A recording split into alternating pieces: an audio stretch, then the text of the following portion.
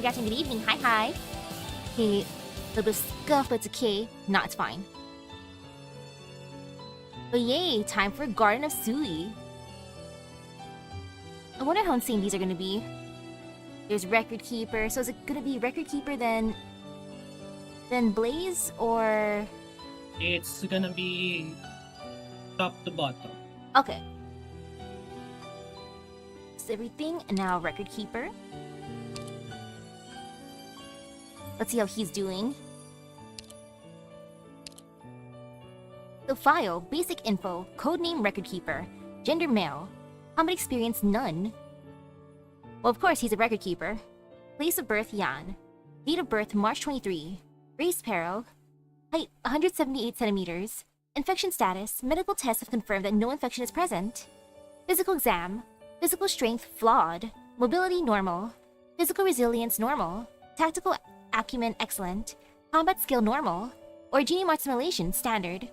Profile, Yun Qingping, former record keeper of Yan, responsible for documenting martial arts for the use of Yanese soldiers, currently stationed at Rhodes Island as representative of the Sui regulator at Operator Zuo Lei's recommendation.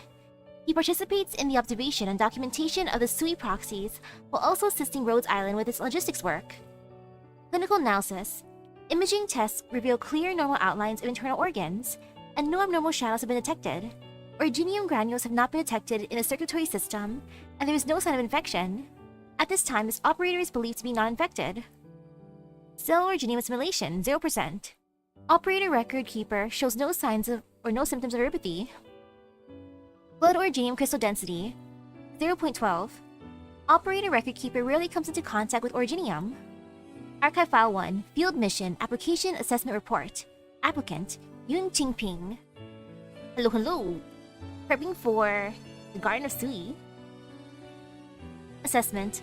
While Yun Qingping is not afflicted with uropathy, the injuries he suffered during childhood have taken their toll in their own ways, hindering his participation in activities with high risk of fatigue or injuries.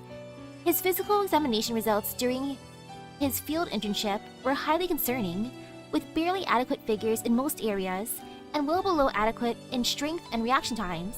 Considering even the safest field missions involve significant travel and physical exertion, he is not an ideal candidate for fieldwork. No wonder why he has 0 combat skills. We have reserved decision on his application, however, due to his unique traits. As a matter of fact, his results far exceed reasonable expectations based on his physical condition, and he possesses certain abilities far beyond that of ordinary people. He has an incredible sense of balance, able to stand on one foot on top of a walnut. I love how they tested that. Okay, that's one way to figure out your skill, 1 foot on top of a walnut. He is able to hold his breath for longer than experienced fishermen, and he possesses remarkable dynamic vision. Of all the things to have, impeccable balance, he can hold his breath good, and he can see good. Okay. His abilities Imagine he draws good with that kind of eyesight, being able to record things. That's why he's a record keeper. His abilities can be traced to his daily habits, improving core strength through balance training, improving his health through breathing studies, and obviously training his dynamic vision through his work in documenting martial arts. Interviews with Yoon have revealed that he is well aware of his own physical condition, developing training methods specifically designed for himself and committing to them day after day. Pushing simplicity to its extremes, while his constitution remains frail, he can play an irreplaceable role in certain special field missions. He shows strong interest in fieldwork and wants to see new places and new things without being hindered by his health. As a result, he is hereby approved for limited field deployment, so long as care is taken to ensure that he is not overexerted. Archive File 2. Having spent many years as a record keeper in Yan, we expected Yun Qingping's work to be more or less like the archiving of battle records, but his description was much livelier than in his interview. I helped choreograph Yan's standard calisthenics program for students. Do you know how many children absolutely hate my guts? He said jokingly as he took out several books. Here's a summary of my work over the past several years. The first book he took out was Introduction to Martial Arts, Revised Edition. Working on the revision of this book was one of the most important things in my life. Martial arts seem like a traditional concept, but they are also constantly changing, and it is the job of the record keepers to observe and record such changes. If the moves themselves are only the form, To know the substance entails understanding why the moves change. The second book he took out was Knowledge of the East and West. I wrote down my thoughts in this book as I traveled with my mentor. For example, it was the rise of the crafts industry that led to the decline of concealed weapon making in the South, while the conflict between traditional and emerging schools of martial arts in the North had its origins in burgeoning trade. Jianghu was about the people in it, and it is only when I saw these things that I realized martial arts change because people's lives change. Yun Qingping may be an introvert, but his eyes light up when he talks about his work as a record keeper. We found his unique perspective of viewing things through the lens of martial arts to be worthy of note. Archive File 3, Yun Qingping's record of martial combat never leaves his side. It is more than just a notebook of martial arts to him. Sometimes, Yun will tell us funny stories about it. Once, when General Zuo Xuanliao was checking Zuo Lei's homework, he picked up the record of martial combat, where all of Zuo Lei's wrong moves and every instance that he slacked off were clearly recorded. Much to Zuo Lei's embarrassment, after that, Yun Qingping began to intentionally left a few things out of his records while focusing more on observation and discussing with Zuo Lei his own weaknesses and ways to mitigate them. Soon, Zuo Lei became one of his very few friends around his own age. Soldiers often rely on the record of martial combat for the wagers, trusting in Yun Qingping's judgment as to who made a quicker strike and whose arrow found the target better. They take him along when the loser buys a round of drinks or meals, and he is treated like a member of the soldiers' fraternity. We recently received a letter from Yan addressed to him. After reading the letter, he quickly retrieved his record, made a copy of several pages, and asked the messenger to deliver it back to the sender. Since it all seemed very important and urgent, we were curious what kind of technique were in those papers, only for him to give us a poignant smile. Just some memories. Not every soldier. If Yun Qingping would be a referee, there would be no fault with that kind of good eyesight. True. There would be no do something that would not apply to him. I wonder if he'll become a judge for some of the other stuff inside of Rhodes Island, like the chair racing contest. He'd be perfect for that. Definitely perfect for that. Just some memories. Not every soldier gets to go home, and such records are important to their loved ones. We did not expect the conversation to take such a sorrowful turn. Turns out that he has been keeping a record of the memories he shared with those close to him, such as the practical jokes amongst the troops that earned the Grandmaster's ire, and the stupid sword skiing competition, okay, that sounds fun, that we started. To Yun Qingping, it is indeed far more than just a notebook.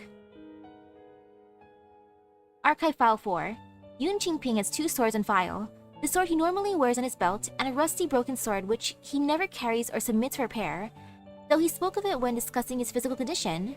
His home was attacked by villains when he was 10 years old, and he nearly died when one of them struck him in the chest.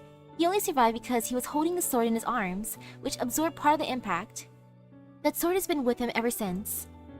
The case of the Yun family was a topic of much discussion back in the day.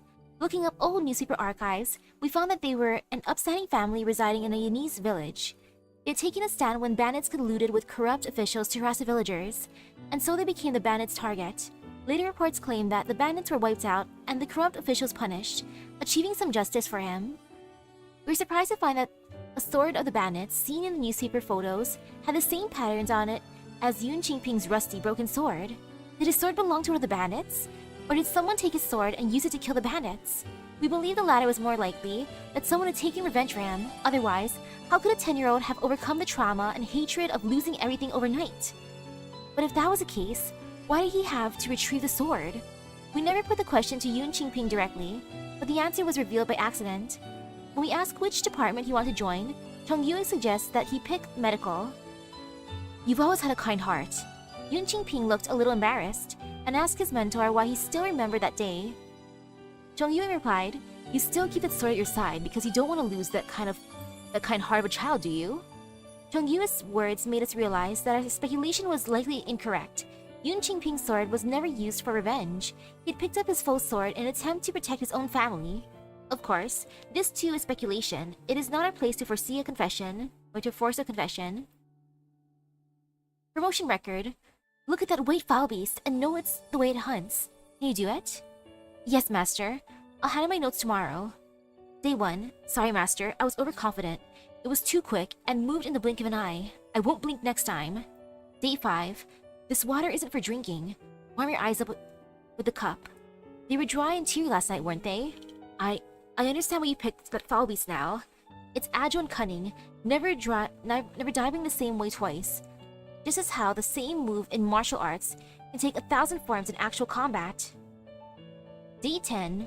I think my eyes are finally able to follow its motions, but I'm always just 1 second slow. Why? Think about it. Day 15. ... Day 21. Tea. Thank you, Master, but my eyes are not dry. No, it's not for rubbing your eyes. It's good tea. Wait, isn't this from General Zuo's private collection? Shh. Well, did you find the answer? It's coming, Master. Listen. The foul beast is crying in the woods to the west. The musk beast beneath the wall looking up in its direction. Watch. It spirals, dives, avoids the wall, dives again, and reaches out with its talons. I'd been troubled that my eyes could not follow it, but then I understood. To observe the foul beast with human eyes is to be limited by its look.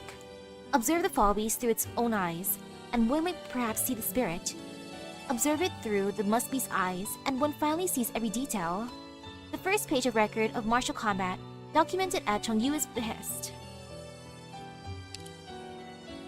And now operator record, need not the sword. Ooh, I wonder if it's gonna be his backstory. Oh yeah, Misaki. Mhm. How much do you recall the last way event? Based on last time on Brother Sil's event, Brother Wang intends to get rid of Sui and the event ended with him entering the tomb of Sui for them to live as individuals. Because if the bestial Sui wakes up, the existence of the Sui siblings would fade away and be absorbed, and their lives would be like a dream for the Sui. And a thought came to mind. You recall the Shu event in the Huang, right?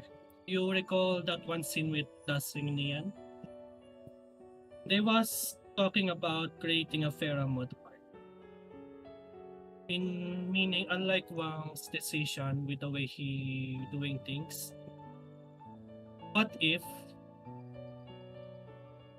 else would create a third proxy, the art, and Nian would create the vessel, and thus would make the essence for that vessel. Basically, making what was once a 12 fragments would make a 13th artificial one that would be separated from the Sui. That'd be nice if they can keep him around. And just so you know, for the same 13th Sui sibling would be the same in Talos 2 in ruling.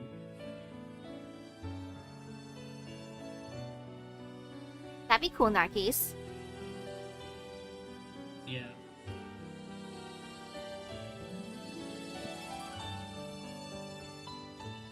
Now for need not the sword. The best swordsman need not the sword.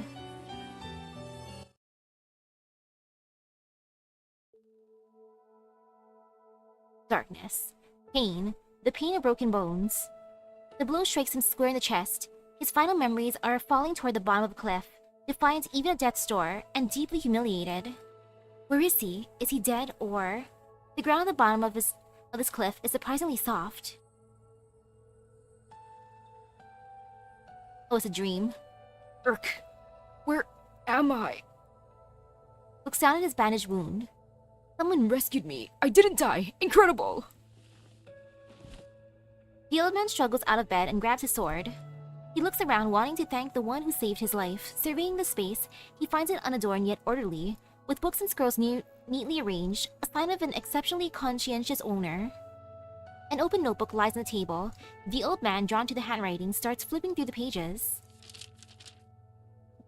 Such steady handwriting, not a single unnecessary flourish. If the writer isn't a calligrapher, then they must be someone who's honed their craft for decades. On martial arts, 10 years gathering every style under heaven, yet the true meaning seems ever more distant and elusive. The old man flips a page. The hairs in his white beard immediately stand up. There are detailed drawings of a scene he immediately recognizes, the fight where his enemy knocks him off the cliff. Annotations line the edges of the drawings. They point out his blunder, his failure to handle his enemy's underhanded trick. They even show a clever counter. The old man's face flushes hot, a breath pressing tight in his chest. Oof. Well, that's embarrassing. The old man steadies himself against the wall and hurries out. Outside is a narrow river with a hemp rope stretched across it. A young man walks toward him on the rope, which doesn't sway in the slightest. The young man crosses the rope with one hand behind his back, the other holding vegetables, moving as if it's simply part of his daily training. When he spots the old man, he heads over to him. He's clearly the owner of this house. Well, that's one way to make an entrance. You're awake, Elder. How do you feel? What is your relationship to that bastard? I think there's some misunderstanding. I don't know you at all. I was out for a walk when I saw you lying there unconscious, clearly having fallen off that cliff. And I brought you back to my house. You're lying. You were there when I fought him. You were watching. Oh, you're referring to the sketches in my book? My apologies. I simply guessed what might have happened based on my own intuition. You guessed? The calluses on your hands, your sinewy arms, your strong calves, and the wear patterns on your sword gave me a rough idea of your fighting style. Factoring in your injuries, I was able to piece together what happened. I spent some time in the army scribbling down other people's techniques. It's just a little thing I picked up. So maybe I was mistaken. It was a misunderstanding. Sorry about that. I'm Chen Chiuqing, the owner of the sword hall up on the mountain. May I ask your name? I'm Yun Qingping. I'm taking some time away from work to travel and reflect. Cultivating the mind. But you know, if young people get too caught up in theory, it can get in the way of real practice. You should understand, the counters you've written only work on paper. You know your sword well, Elder. Naturally, you're right. When you deliver that strike, your balance is already off. And with the weight of the sword itself, it's impossible to reach the throat. However, to make your blade land exactly in the sweet spot, you need to make a small adjustment. Oh, tell me! What kind of adjustment? Elder, the sword you use has an unusual shape, with a tip that's heavier than a typical blade. You may be used to it and not notice any issue, but why not try hooking your index finger around the guard? Absurd! Do you think a sword grip is that easy to change? It takes years, even over a decade of practice. I'm only telling you it's possible. Whether you choose to do it is up to you. Hello. Chen Xiuqing looks skeptical but walks off, deep in thought. A moment later, the sounds of sword practice echo from behind the house. The sound of sword practice halts, then resumes and halts again, as if he's working through it carefully. Suddenly, he staggers back to Yun, sword in hand. How did you know that would work? Your sword's center of gravity is only slightly shifted, but in many battles, the tiny discrepancy makes all the difference. At your age, you can't handle it, but you're going to accept it. This bow is my thanks to you for saving my life. Oh? And with this bow... Chen Xiuqing stiffens his neck. As if forcing himself to bow, he struggles for a long moment, lets out a pained sigh, and finally lowers his head in another bow. Hello. I ask you to take me as your apprentice in swordsmanship. What? Wow, what a great apprentice. Elder, you don't need to follow me. The riverbank damp. It's bad for your injury. And don't raise the idea of taking me as your teacher again. I've explained it so many times. I just record techniques. I couldn't possibly call myself a teacher. I've been watching you here all this time. What are you up to? Fin catching and observing. The fins in the water are one. Let your eyes see and your heart understand. Oh, no wonder why he can breathe hold his breath for so long. He's a professional fisher. Hello. What? Wow! You should have told me this earlier. They all floated to the surface. I'll go scoop them up for you. Master, how many fins do you need?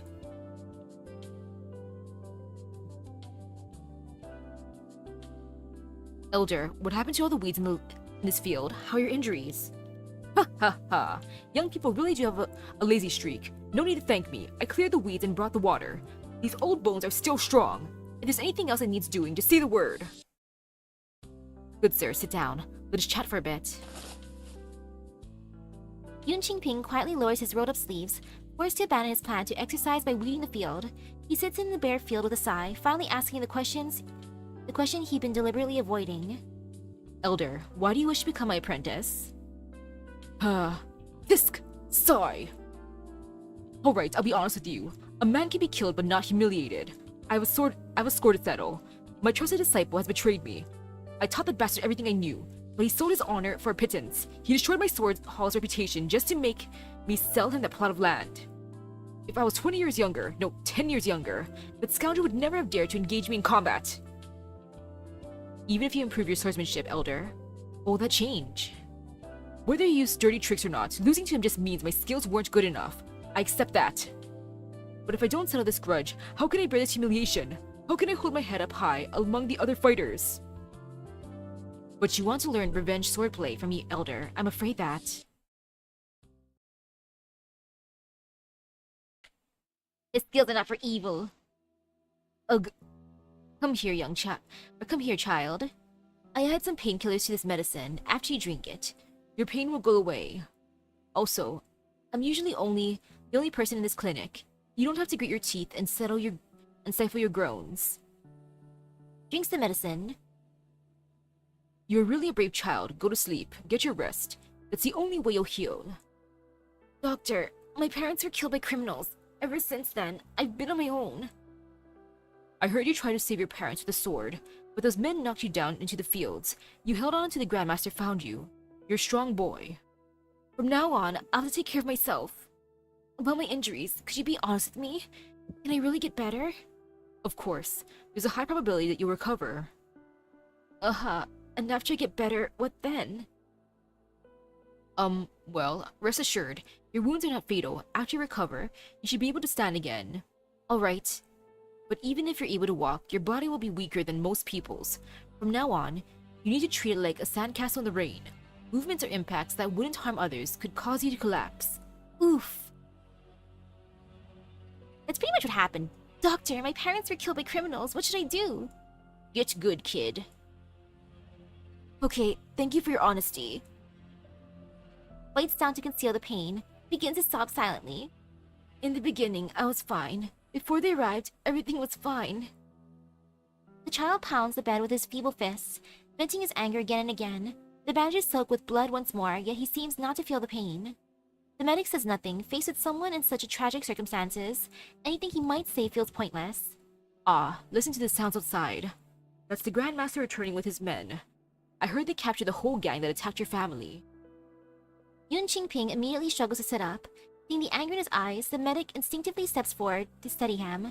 He wants to help him see his enemies brought to justice with his own eyes. However, when he finally manages to sit up, he seems to think of something. After hesitating for a long moment, he slowly turns his head away, towards the wall. No, I don't want to look. If this pain is going to last my whole life, I don't want to see their faces every time it hurts.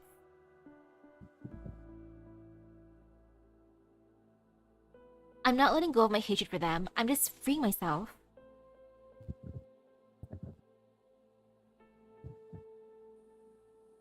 Young master? Elder, did I disturb you by talking in my sleep? We all have stuff that we'd rather not talk about. Don't worry, I didn't hear anything. We can't change the past, but we can still shape our future. What are you mumbling about? If you don't need anything, I'd like to go back to sleep. Dear Elder, since you actually called me master, I suppose I must accept your request. I've only one thing to ask you in return.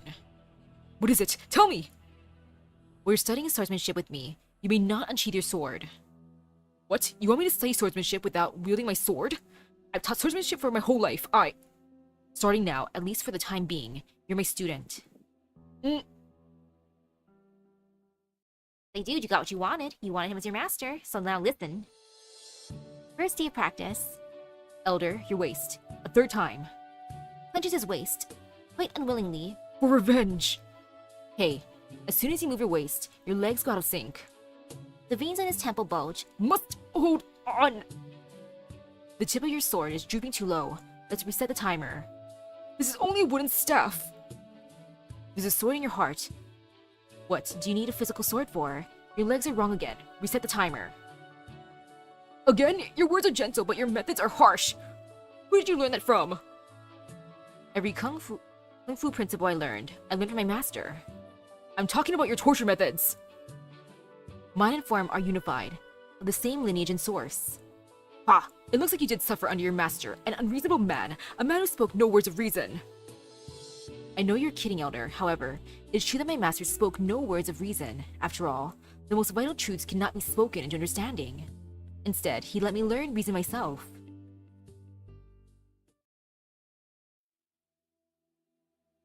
Xingping, straighten your waist. Use the power of your hips to deliver your sword forward. Your breaths are uneasy once again. Do you need a rest? No, I can keep going. You asked me to practice with you, Master. I should be thankful and not complain. Do you have any doubts in your heart? Yes, I do, Master. Don't you think that someone like me looks completely out of place here on the training ground? Everyone else is swinging huge swords and axes, but you're just making me hold this little twig like it's a sword. While they're slashing and hacking away at wooden dummies, I'm stuck poking this big stone with this flimsy little branch. Admittingly, the only thing I can lift is this dry little twig, but it's so fragile that even the slightest bit of force snaps it or smashes it into powder. Master, you tasked me with moving a stone that is almost my height, with nothing but a dry twig. I'm here every day practicing only this. Is this not wasted effort? How can I ever hope to move a giant stone with just a small twig? I should have explained it all to you earlier, but let me ask you, have I ever been neglectful in your training? No, never. Master, you mean, you really believe I can do this? Water flows over stone. The wind blows over through the hills. What has ever truly blocked their path? Water flows over stone, the wind blows over through the hills, but... I understand. Water flows over stone instead of confronting it directly. Moving the stone requires a soft strength. I must lead with my legs, then my hips, then my arms. Snap. The wind blows over through the hills. Master, you mean I must use agility and a light touch. I must center my breath in my core and identify its weak spots. Ouch! My finger's all swollen!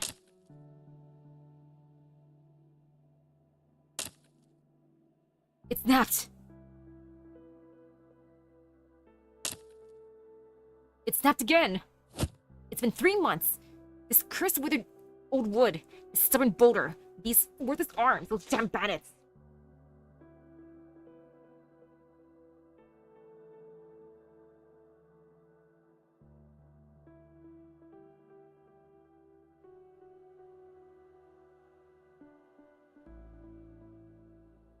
Sorry, my mom came into my room. Family was asking if I wanted to go out with them for dinner. I'm like, nah, it's okay. I'm playing game. It's been 3 months. This cursed withered old wood, this stubborn boulder, these worthless arms, those damn bandits. Using these withered twigs is a fool's errand. Sob. The heavens are not kind, and the raindrops show no mercy. The young man calms down, wipes his tears, picks up another withered twig amidst the rain, and walks towards a large rock that he has been struggling with for 3 months to no avail. I must use my lower half, my waist, and then my arms. I'll use the strength from my hips to push the thing forward. Legs, waist, arms, and push! The rain keeps getting heavier. Listening to its falling raindrops, the boy calms down without even realizing it. He focuses inward as usual, not noticing the water rising over his shoes. The waterlogged earth feels unfamiliar underfoot, and even the twig feels slightly different in his hand. He absorbs it all as the rain continues to fall. Water flows over stone and moistens the soil below. I must harness the power and move the stone. Yoon opens his eyes. He has just shifted the rock, albeit by a small, nearly imperceptible distance. He lifts his head and gazes at the unending sky and the rain falling like rivers. He smiles, realizing that the rock was not as invincible as he thought.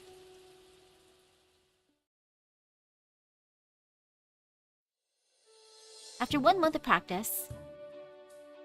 Elder, you reach a new level in your practice. Tomorrow, you may swap out the staff for your real sword.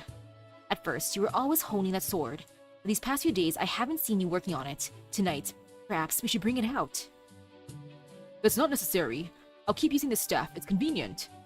But eventually your hands must be in sync with your sword. First, I need to temper my killer instinct and focus on technique. That's why you had me put down my sword in the first place, right? I shall continue to work on tempering, if I wish. You need not concern yourself with that. Very well. Aw, they're bonding. After several months of practice, Oh gosh, they've been hanging out for a while. You're watching the fins again? Why are you making space for me? I don't want to watch them. You're tired of watching the fins. The river carries the fins, who shift and change as they dart through the water. When I understood what you're watching at the river, I was completely mesmerized. How could I ever grow tired of it? It's just that every time I really focus on it, every trembling leaf, every ripple in the river, all of heaven and earth seem to pour into these old eyes. It's just too much to take in. I really admire you for your ability to be so focused and yet also so calm. A master is still a master, as I am far from that. Elder, can you go scoop up a fin for me? Of course! What's so hard about that? As the old man speaks, he doesn't strike the water with his palm, but instead kneels down and carefully studies the current. Yun Qingping smiles. Follow the water to follow the fins. The old man gently traces the current, and the fin softly leaps into the bucket beside Yun Qingping. Claps hands. Elder, this fin is our parting gift. Starting today, there's nothing more I can teach you. Cultivate your mind and body. No one can teach you the road ahead. You have to walk it on your own. When I left the place where I grew up, my teacher told me the same thing. Cultivate mind and body. Good. Okay. Then after we part ways here today, we might not cross paths again in the Jianghu. Yun Qingping isn't surprised when he hears this. He inclines his head with a smile in acknowledgement. The elder gives him a long, deep bow, already carrying a subtle air of newfound mastery. He departs with a loud laugh, fading into the deep forest without a trace. The room that used to ring with the sounds of practice is now utterly empty. The owner of the house sits quietly for a moment, then rises, taking only a few possessions before setting off to wander once more. He leaves behind only one thing, an old sword, slanted against the fading sunlight. Oh, that was sweet. Qingping talking about his personal stories gonna be interesting. Like, yes, it reminds me of that time of my first student. Oh, what was your student like? An 80-year-old man wants to beat his own students. He's a good teacher.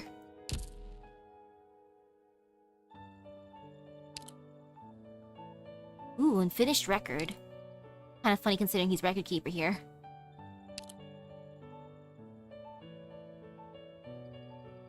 Oh, old man. The old man clearly intends to publicly undermine the newly appointed record keeper. Wielding a broom, he unleashes foul beast skims between the leaves, a flurry of fierce, complex techniques unlike anything Yun Qingping has ever seen before. Can you make sense of my techniques? The old man asks. The soldiers all look at Yun Qingping. No, elder, I cannot, he replies sheepishly. The old man snorts, lowers his head, and resumes sweeping, ignoring him completely. Yun Qingping makes inquiries among the soldiers and learns that the janitor who's been needling him is a close friend of the previous record keeper. The two spent a lifetime discussing martial arts together, and their martial pursuits have been genuine and pure. Yun Qingping has been worried that he wasn't qualified to be appointed record keeper, and now, on his very first day on the job, he's been made a fool of. You have no real skills of your own, and you expect to hold a record book and judge others' abilities. That must be what the old man thinks of him. But how exactly is he supposed to understand those bewildering techniques? He racks his brains and finally comes up with an idea. He then goes straight over to the old man to demonstrate it. He runs into some soldiers along the way and tries to convince them to practice with them. The old man watches him and coolly points out his errors. Undeterred, he returns on a second day, then a third day, and then a fourth day. Whenever he devises a new approach, he goes to consult with the old man. Watching this spectacle becomes a source of amusement in the camp. The soldiers praise his ingenuity each time he finds a clever new angle, then sigh when the old man bats it down. Before long, he has crossed swords with the old man a dozen times, though nary a blow has been exchanged between them. Yun Qingping is at a loss, however. Instead of just asking the old man to give him the answer directly, he begins poring over every martial arts text in the archives, studying every style he can find. Until one day, when he awakens from his dreams with a start, "I've got it!" he exclaims. He opens the record book and flips back to his notes for that fateful day where he had purposely left half a sheet blank. He raises his ink brush to write, but then realizes that only the old man can truly judge the suitability of his solution. His heart pounding, he races to find him. "He's gone? When will he be back?" The soldiers meet his question with dead silence. His raised hand, still clutching on the record book, slowly falls. Oh no! One day, some time ago, the old man suddenly tossed aside his broom. He He went to his shack, lifted up his bed boards, and took out the sword that he had sealed away for many years. Then he just left. The soldiers explained that he didn't stop the old man because he assumed that he must leave for good cause. Before he left, he told the soldiers that if he did not return by a certain date, they should burn the broom that has accompanied him for 40 years. As it turns out, the date has long since passed. A short while later, Yun Qingping sits on the courtyard and burns the old man's broom in accordance with his wishes. He stares at the fire in a daze, surrounded by the soldiers who had witnessed the whole affair. What an odd old fellow. He leaves behind a riddle and just runs off. Hey, Qingping, perhaps you should write your solution down and burn it for him, along with his broom? But Yun Qingping's face no longer bears the look of a man unsure of his place. As it did when he first took office, he closes the record book, leaving the unfinished page preserved inside. Well, that's sad. Hopefully the old man was able to do his unfinished business on his journey. I was record keeper. I did not expect it to be focused on so much sword. Sword and the sad backstory, sword teaching that one sword master new technique, and over here too, an old man with a sword. Sword, sword, sword. For me, I like how his journey has tempered his character very well. Like, in his younger days, he was kind of a hothead and impatient, you know. His journey is so slow though, which I appreciate. Like heck, his record took several months. Sheesh, dude. He should do it indeed. おかえりなさい、ドクター。 Now for Xingzu. Like, it Oh, was you- fun you seeing forgot her. Or wait, Never mind. Never mind. okay. You didn't miss anything. Xingzu. Basic info, codename Xingzu. Gender female, combat experience none. Place of birth Yan. Date of birth March 24. Race feline. Height 166 centimeters. Infection status, medical tests have confirmed that no infection is present. Physical exam, physical strength normal, mobility normal. Physical resilience standard, tactical acumen normal, combat skill standard, Originium assimilation standard. Profile, historian of the Imperial Historical Cabinet, an author of the best-selling culinary essay collection Baizao Cuisine and Food Culture, currently a guest at Rhodes Island through the introduction of Operator Blaze. Clinical analysis. Imaging tests reveal clear normal outlines of internal organs, and no abnormal shadows have been detected. Originium granules have not been detected in the circulatory system, and there is no sign of infection. At this time, this operator is believed to be uninfected. Cell originium assimilation, 0%. Operator Xingzu shows no signs of originium infection. Blood originium crystal density, 0.16. Operator Xingzu takes great care when coming into contact with originium. She shared a little tradition from her hometown, which is located upon an originium deposit. She wears her jade ring with the patterns pointing to the fingertip, which is meant to ward up against the poison of originium and prevent it from entering the body. Children are taught such traditions by the elders of the family from a very young age. A medic operator. Archive File 1. Blaze had been busy lately. She had been asking other operators about their hometowns' traditional delicacies, submitted multiple procurement requests, and was paying close attention to the arrival of messengers. Picking my words carefully, I asked if someone knew what she was visiting. When she's normally cheerful and straightforward, I'd never heard her talk about her family, so I thought it best to be tactful. Indeed, even such a carefully worded question made her frown and mull over it. In the end, her hesitant answer surprised everyone in the room. I guess you could say, my little sister's coming. She finally finished what she was doing, and she'll be coming back with me to Victoria. Sister, you have a sister? Hehe. How old is she? We were born on the same day. Twins? Looking at Blaze, clothes still soaked in sweat from a training session, I could only picture someone just like her, loud and cheerful, with the same black ears and eyes. Then all those snacks from different countries that you bought. Yeah, she eats 6 meals a day. Dang, good for her. A big eater, but not too shocking if she's Blaze's sister. So you cleaned up your desk because... Nothing gets past her eyes. She'll know everything I don't want her to if I just leave my stuff lying around. An inquisitive spirit too. Seeing how busy Blaze was, I decided to help out and prepare a training room for them. Given that she was Blaze's sister, I expected them to have a friendly brow the first First thing after meeting up. Hey guys, Their family's history is quite intricate. I'm quite interested on how Blaze would explain it in her own words. I know, right? And instead of fighting first thing, I'm pretty sure they're just gonna share that one snack that Dad would always bring. Hey guys, this is my little sister. My brain froze for a moment. Blaze's twin sister turned out to be a polite, mild-mannered young lady with spotless white ears and tail. The two of them were nothing alike. Indeed, one could say that they were polar opposites. Who are you calling a little sister? The sister Blaze retorted with a smile. We don't know who was born first, do we? The woman by the name of Xingzu was friendly and graceful, sharing snacks she brought from Yan with us. As she left the office with Blaze, we all had the same question in our hearts, but none of us felt comfortable asking it out loud. Who actually is a sister, born on the same day but sharing not a single thing in common? Archive File 2. I've gotten into the habit of reading Xingzu's gourmet reports. There's a simplistic charm to her writing, true to her experience as a historian, and her accounts are filled with interesting anecdotes. March 7th. Upon trying a fin dish, she recalls that one of her strengths when she was little was being good at getting small fin bones out of her mouth. May 8th.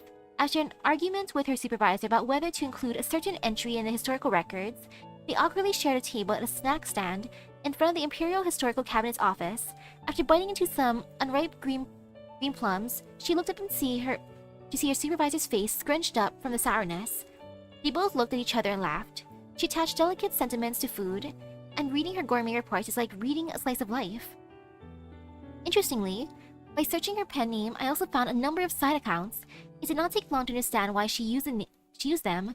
Xingzu's writing style is reserved but also straightforward, mincing no words if there are any deficiencies in ingredients or the preparation of the dish, which unsurprisingly earned the ire of more than a few restaurants. Xingzu herself seems entirely unconcerned though, occasionally poking fun at it in her books before continuing to write her blunt and honest reviews, perhaps under a different account.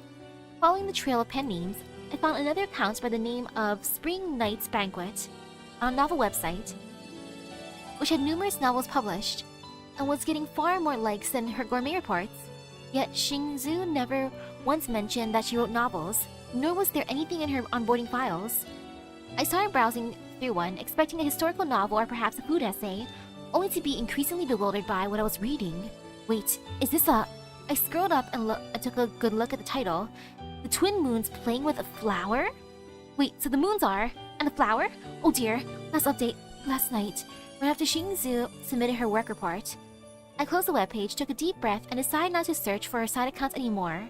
Anonymous HR operator. I want to read her fanfics. Like, oh my. How scandalous is it? The twin moons playing with a flower? Like, okay, Xingzu. I can see why those would be more popular. Write a suggestive title. Now that's fun. Archive File 3. What you did deserves to be recorded in the history books. These are the words of encouragement a worried Xingzu had for Blaze after a particularly dangerous mission. For her part, Blaze did not think what she did was especially notable, but she was curious what kind of people tend to get their names in the history books. The Imperial Historical Records, people who have affected the livelihoods and thoughts of the masses. The greater their influence, the more people they affect, the bigger the mark they leave in history. Since the people who left a mark in Xingzu's eyes were massively influential, Blaze was sure that she was just joking when she said that she deserved to be in the history books. One day, they sat down together for a drink. With hazy eyes, Xingzu spoke as if muttering to herself. The nanny who brought me up died when I was in school. On her deathbed, I told her that I wanted to write her epitaph. She said that it wasn't necessary, and that she was just an ordinary person, after all. I begged, and at long last she agreed. I sat by her side and together we recalled the major events of her life. I filled an entire notebook, but even then I felt it wasn't enough. I didn't want to leave anything out. First thing I saw when I left her room was the tombstone her family had prepared for her. That's when I realized I could only fit a brief description on it, a few events from her entire life, and I couldn't hold back my tears anymore. Then, I started writing about the little people, the ones the history books leave out. I wanted my pen to remember you, all of you. Listening to this, Blaze remembered Xingzu's words and laughed, so it wasn't a joke after all. Archive File 4. The baby delivering file base asks the black and white cats, born the same day, which one descend to the family that had produced generations of government officials. The white cat knew her destiny did not lie there and shrank back, so the file base took the black cat. The black cat was confident and strong. The fact that she was the stray kin of a distant clan did not make her timid, and her star shone bright even in a family full of such stars. She went into the Tianchi Bureau, found those she wanted to protect, found what she wanted to change, and never strayed from her path. The white cat drifted to a distant land, timid and cautious. She did not know where to go when she got her empathy, so she took a notebook and traveled the land. It turned out this life was not so bad, and she began to write a book after book about her travels. All was as it should have been, as they should have, or they should be. Excerpt from a draft of a novel described by Xingyu. I like how she's making an alternate universe where her and Blaze were switched. If we were never swapped, I can't even imagine it. Where would I be if not here? You should keep writing. I'm curious. Xingzu shook her head. You've already embarked on a path that doesn't belong to us. No amounts of words can make things right. Blaze's eyes went wide. What do you mean, make things right? I always felt like I owed you. Ow. Xingzu covers her forehead with a hand, wincing in pain. She looks up to see Blaze with her hand raised, preparing to flick her forehead again. Stop! My eyes are already tearing up in the pain! Then I owe you an apology, and now we're even. Promotion record. Believes a wild shepherd's purse become too tough on tofu soup if they are picked too late, making it feel as though one is chewing on dried grass. So Grandpa and I uprooted the roses in the garden and tried our hand at planting them out ourselves. But it seemed this vegetable would rather grow on the sides of the street than be cared for by us. The seeds would not sprout properly, if not sown well, or if it was too warm and was the case in our garden. I stopped tending to the garden when Grandpa moved out. I fell ill in the winter of that year and was hardly able to eat anything. The cook brought a bowl of tofu and shepherd's purse soup, but the leaves are too tough, so I took it back to the kitchen. The cook said the shepherd's purse in the garden had sprouted after it snowed, and she picked them from there. She said that Grandpa had been in the kitchen pondering over a piece of tofu. What to do with this tofu if there is no such leaves? We both laughed, and I finished the bowl of soup. On my way back to my room, I stopped by the garden and laughed again when I realized that Grandpa's ways of coaxing me had never changed. Even after all these years, the garden was filled with shepherd's purse, but not the type we planted. Excerpt from the Baizhou Cuisine and Food Culture, Volume 3. Operator Records, coming home. Step by step, she walks toward the scene that she has long dreamed of. Her anxiety comes from expectation, as does her courage.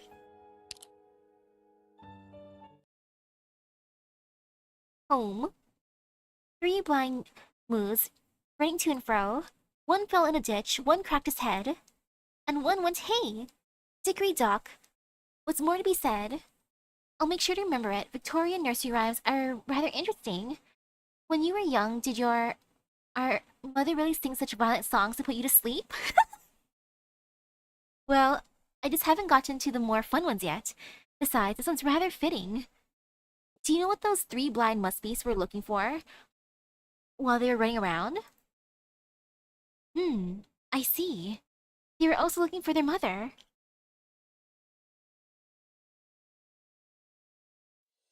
Victoria, town of Daywell, March 22nd, 11:03, 6 p.m. clear. Your Blissey doing okay? Yes, I just haven't had to walk this much before. It'll be fine once it becomes a callus. This trip really has me feeling like a blind muskbeast, stumbling about in a panic. Your first time leaving Yan and you're ready to cross Hawatera. I'd say you're doing great. You'll get used to it once you've got more visits on your belt. You're right. Hello, hello. So, why the frown? I'm not frowning. It's just, the last few days seem so distant now. I can barely believe that I'm about to meet Mother tomorrow. Oh, you like street snacks, right? I'll bring you somewhere I loved when I was a kid. See? The moment I mentioned food, the frown turned upside down, you glutton. I'm simply ready to accompany you through thick and thin. After so many years away, the only thing you remember is where the good food is. Who's a glutton here? Well, of course I don't remember much else. We moved away when I was 7 or 8. We moved a lot, but I still remember all the best places to get food in every town. I'll bring you to the mall eventually.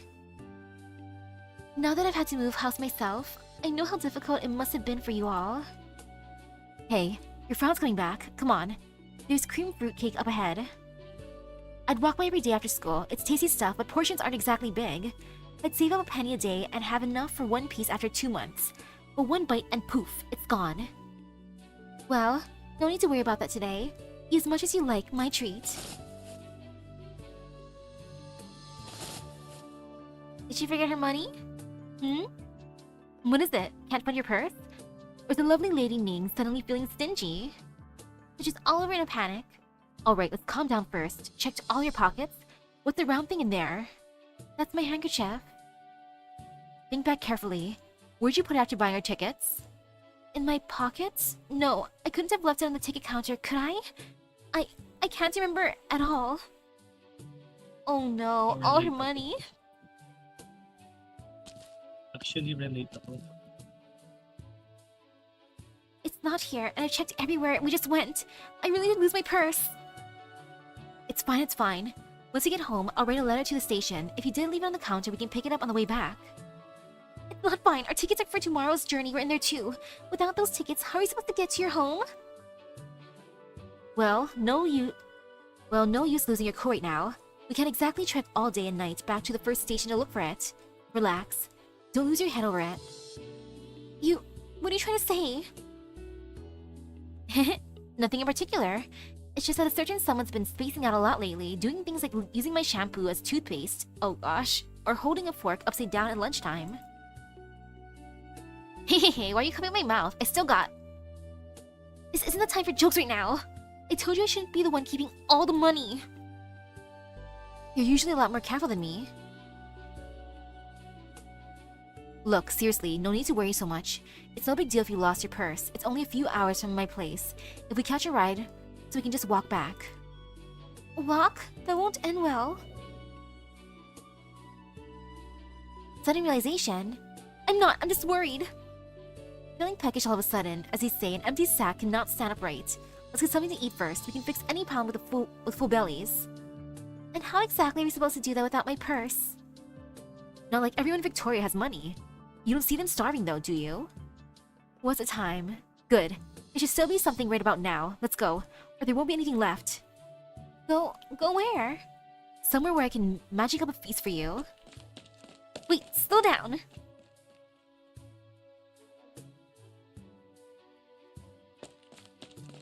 Okay, what food do you have, Blaze?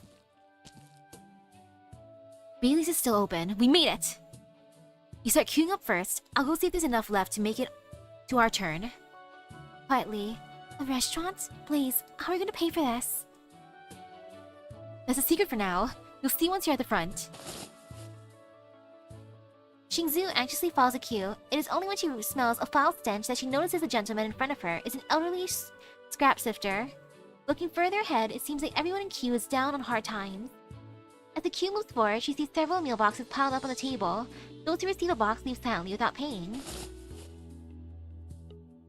Victorian, 2 please. Cheers. You have a nice day now. Those meals for the needy, she's rather familiar with them.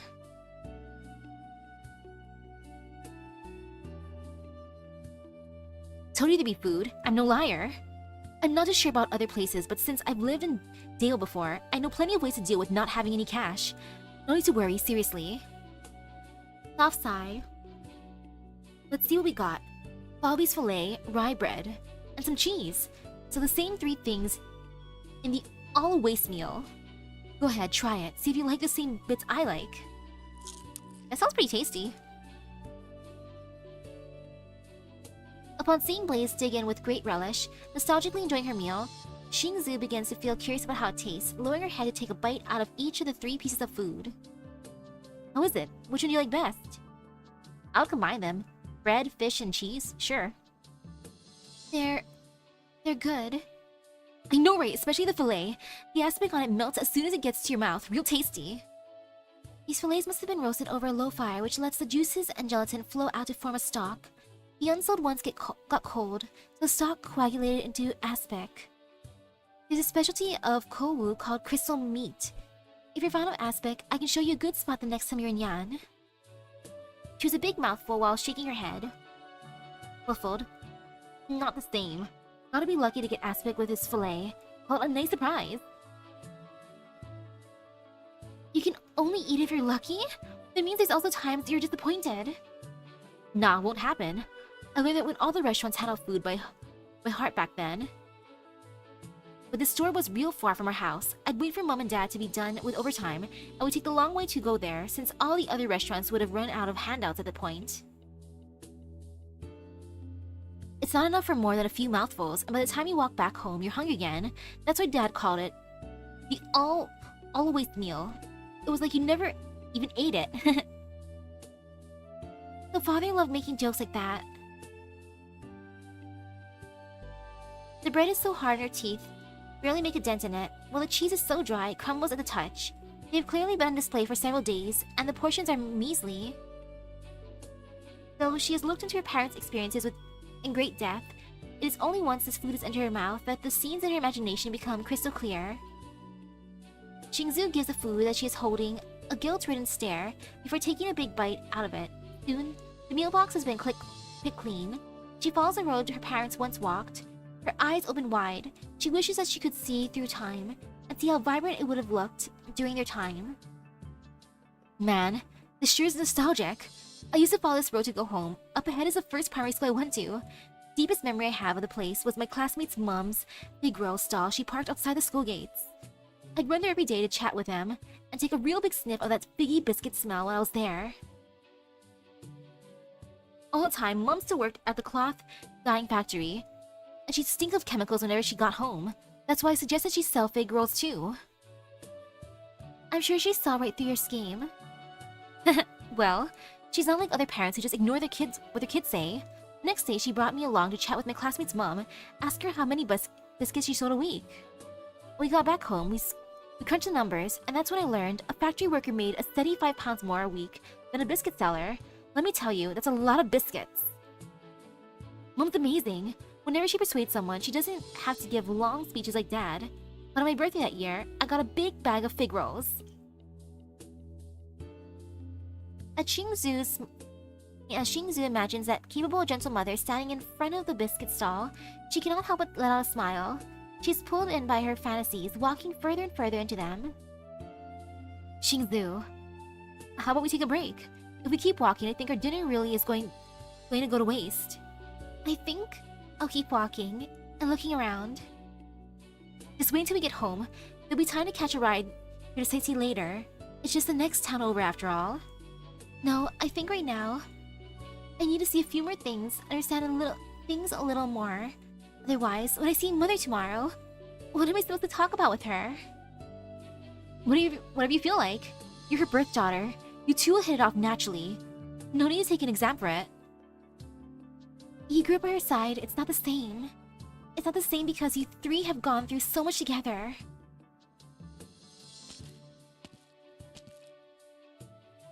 Xingzu stops talking, staring blankly at an old bookstore across the road. Something comes over her, and she begins walking towards it. Hey, where are you going? Slow down, watch the road! Old friends. Bookstore?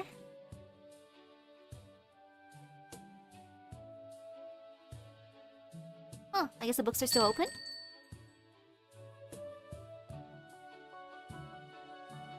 Slowly walking around the bookshelves.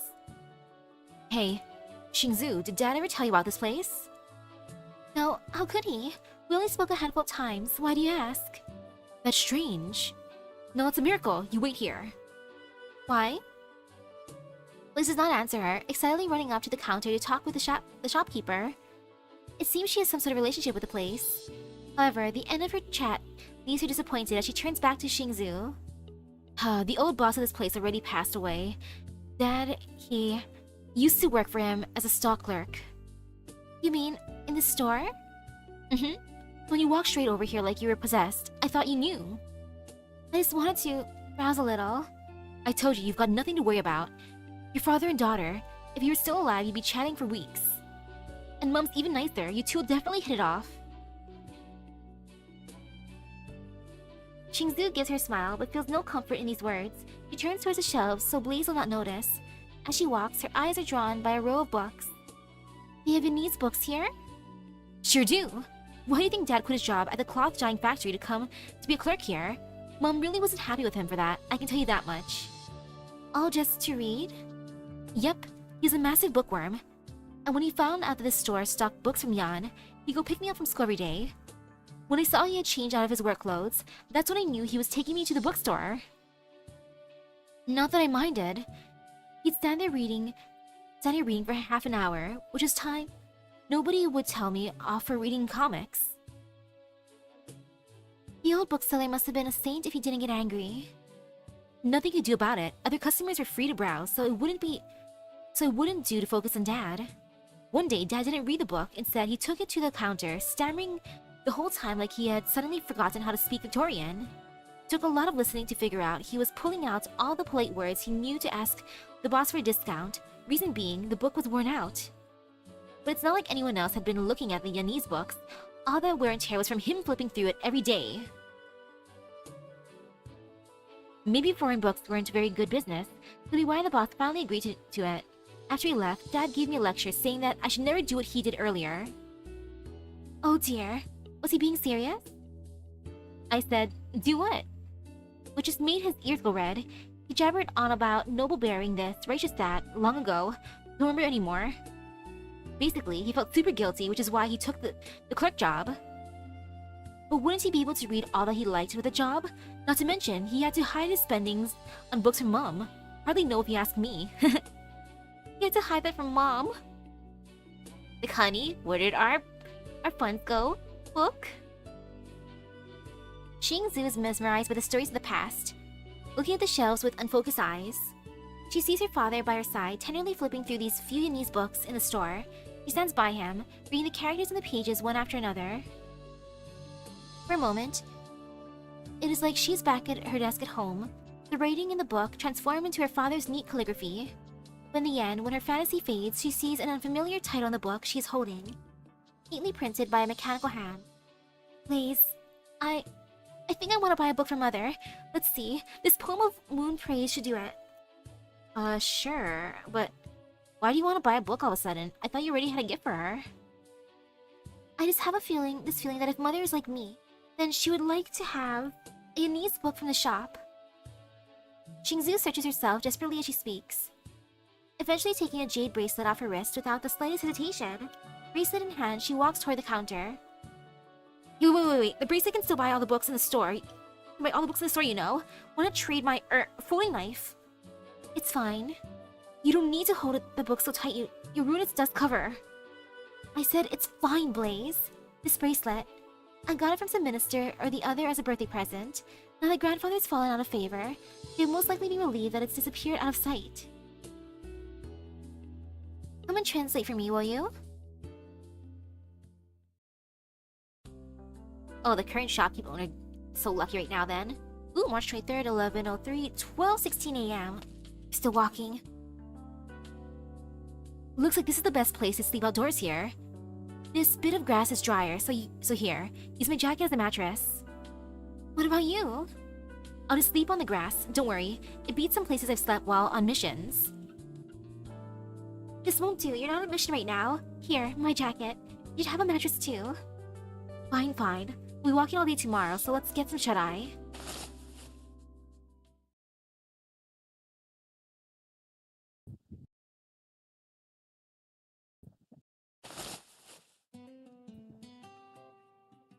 This looks like a decent area for sleeping. Did you just throw something? Sorry, did I disturb you? I'll be quieter. I didn't throw anything. I was just making sure my gift from Mother's alright. And wrapping the book I just bought. There'll be time for all that tomorrow. Fine. Don't tire yourself out. I won't.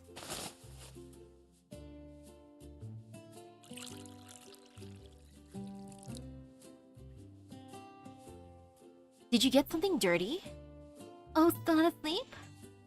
I'm worried there might be a strange smell on me, and my hair's covered in dust.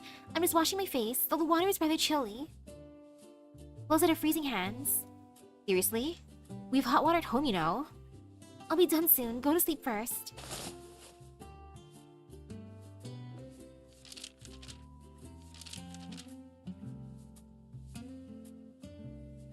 If you don't go to sleep now, you won't be able to walk tomorrow. Yes, nearly done. Just lie down and get some rest, don't worry about me. What were you looking at just now? Nothing? Don't glare at me. Oh wait, fine. It's the paper you told me to find for Mother. Her literature thesis for her time at the from her time at the academy. You're really treating it like an exam, huh?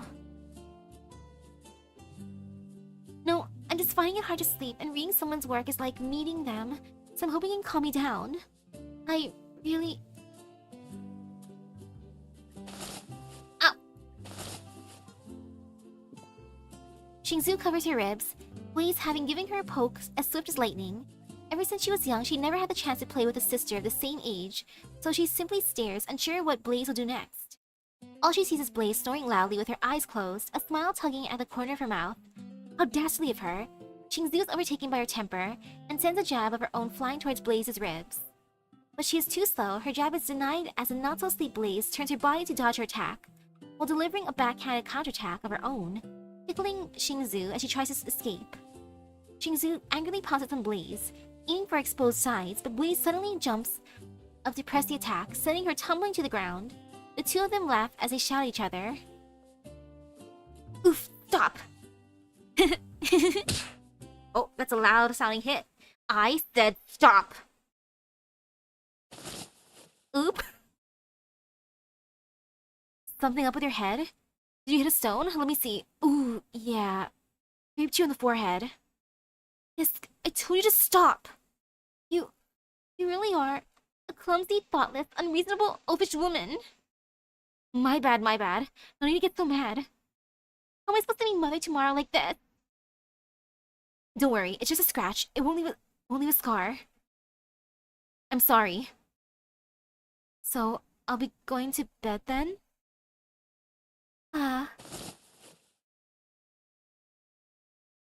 Good thing she has bangs. She can cover up the wound. Head still hurt? No.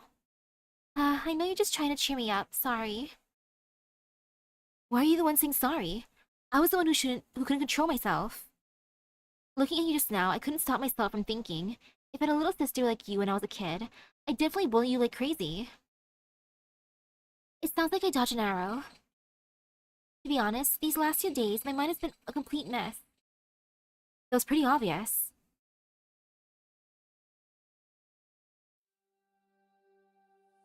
You're always thinking of making me lighten up, to be a little happier. The person you're going to meet is the closest of family to you. But who is she to me? The only blood tie I have in this land. The one I thought of day and night when I was little, but could never see. And a stranger who I have no connection with. Mum, she... It was really hard for me to bring myself to say this, so shush and listen. Sure. Don't assume that I'm deluding myself here. I never thought her giving birth to me meant that she had to wait for me. From the bottom of my heart, I hope that from today onwards, I can have someone as dear to me as she is to you. I thought that so long as I understood her past, I could lessen the distance between us. But it was only once I came to Victoria that I realized there's so much I don't know, so much I haven't seen. I don't know a thing about your past. I'm scared. I'm scared we can never bridge this gap. Maybe there'll be a burst of emotion when we first meet, but once all that excitement dies down, will we find that we are simply two people who don't know each other very well? In the end, will I be all alone again? Thinking about these things makes me feel so miserable. I know you're going to say I'm overthinking things. I think I'm overthinking things too. And I couldn't stop myself from getting angry at you.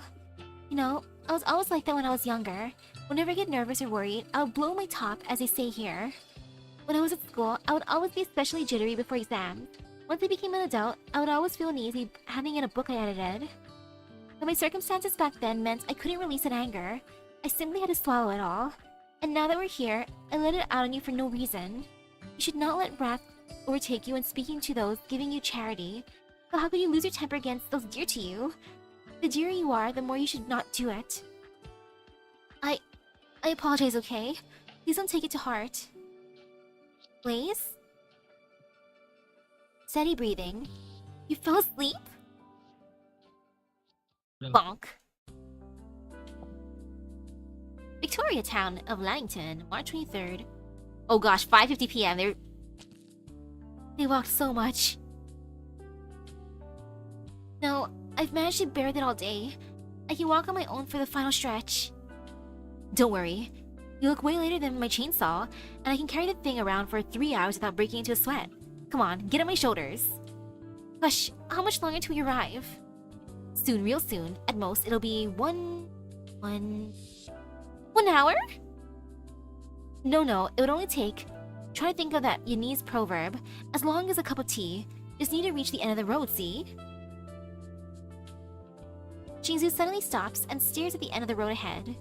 We're almost there. Wait, my comb's gone. Quick, lend me yours. I don't have one, I just use my fingers. There's definitely one at home if you need it. It'll be too late once you're there. No, my hair's in a mess. Your hair looks perfect. But, wait, I need to check the gift again. Oh no, I made sure to put the book at the bottom. Now the corners are creased. Let's go. You've walked this far along one hell of a road, and you're finally here. Don't cut and run when the door's right in front of you. I wonder if their mom knew about their visit to her. I feel like it would be Blaze to keep it a surprise. You... Don't go. What rules does your family have? Do I need to change my shoes when I go inside? Where do I hang my jacket? Should I call her auntie or mom? Hey, don't pull me. I can walk by myself. Who the hell's thinking about giving gifts or breaking rules when they're finally about to meet their own mom? Your family. Is worrying if you step past the door with your left foot or your right foot really that important? Why are you shouting at me all of a sudden? Of course it's important. How important? So important. It's the most important thing in my life right now. Good. And here I thought you didn't get it. What are you talking about? Think carefully. How do you feel now that you're about to meet your birth mother? I'm scared. Say that again?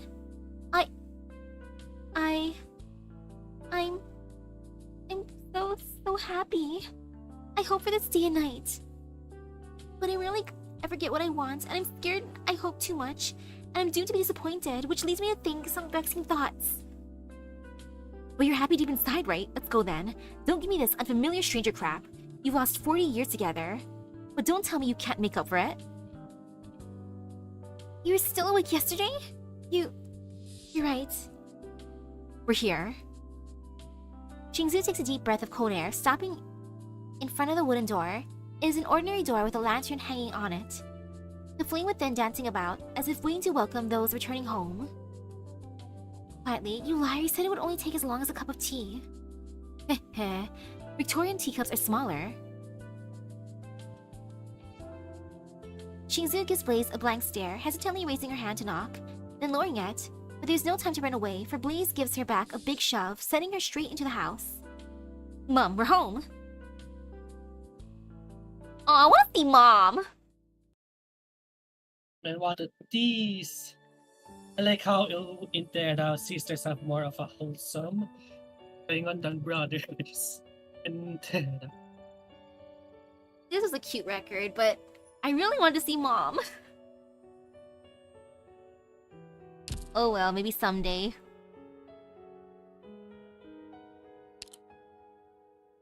Ooh, farewell to the old days. I see a key. The head porter comes by Jingzu's door for the third time, and for the third time she apologizes to him, but in response, he waves his hand and says, "No need to rush, in your own time." With the master of the Ning household gone, there was no reason for the scattered family to return to this old manor, and one after another they moved their belongings out. They had places to be, and left with without so much as a farewell. But Shingzu had still had fond memories of the place and stayed. However, that was only the beginning of the avalanche, as with no employer present, the help also tendered their resignations one by one. Now she's the only one left in this Rendoi's manor. A moving van sits in the courtyard, and the porters consult her on each item they load. Each question brings to a pang of reluctance. Leaving anything behind feels like abandoning a piece of herself. But if she fills the small studio she rented with the past, how could she bring a new life there? In the end, she chooses only the most important things, and bade the head porter to wait for her at the manor gate.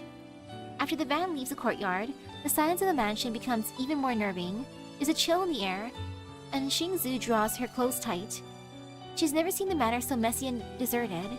Its former treasures, now nothing more than junk to stub your toe on, creaking as they are trod upon. She slowly walks down the corridor to a large pot of lotuses, a creation she and the family gardener once nurtured together. In the past, whenever the Nings hosted a banquet, she loved looking for any excuse to water the ground instead. One time, the gardener took her all over the compound, and in the kitchen, they found an exceedingly suitable pot. One day, when there's no one left at your side, you'll still have this pot of lotuses, said the gardener. For countless afternoons, she would sit by the pot as happy as can be, watching the little fins dart about under the lotus's leaves. The gardener had gone back to his hometown to look after his granddaughter, and took the fins with him. Only the lotuses are left, and she's at a loss to where they belong. She continues onward, wanting to see the rock garden shaped like a foul beast.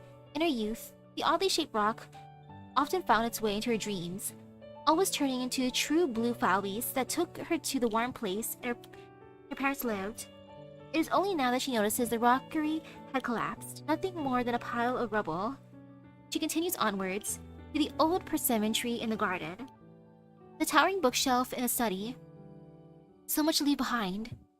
Excuse me, is there something else you wish to take, Miss Yingyin? Yes, this key.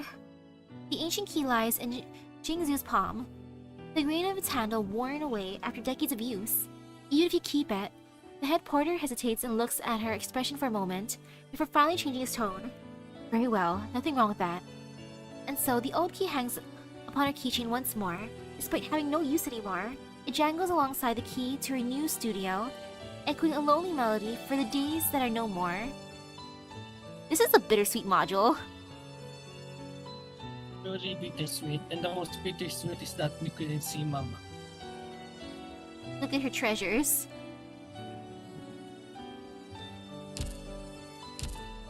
I like that. How was Ning? It was nice seeing her. Holy cow, though, the most surprising part was her secret author account. My girl. おかえりドクター。 Now for Blaze.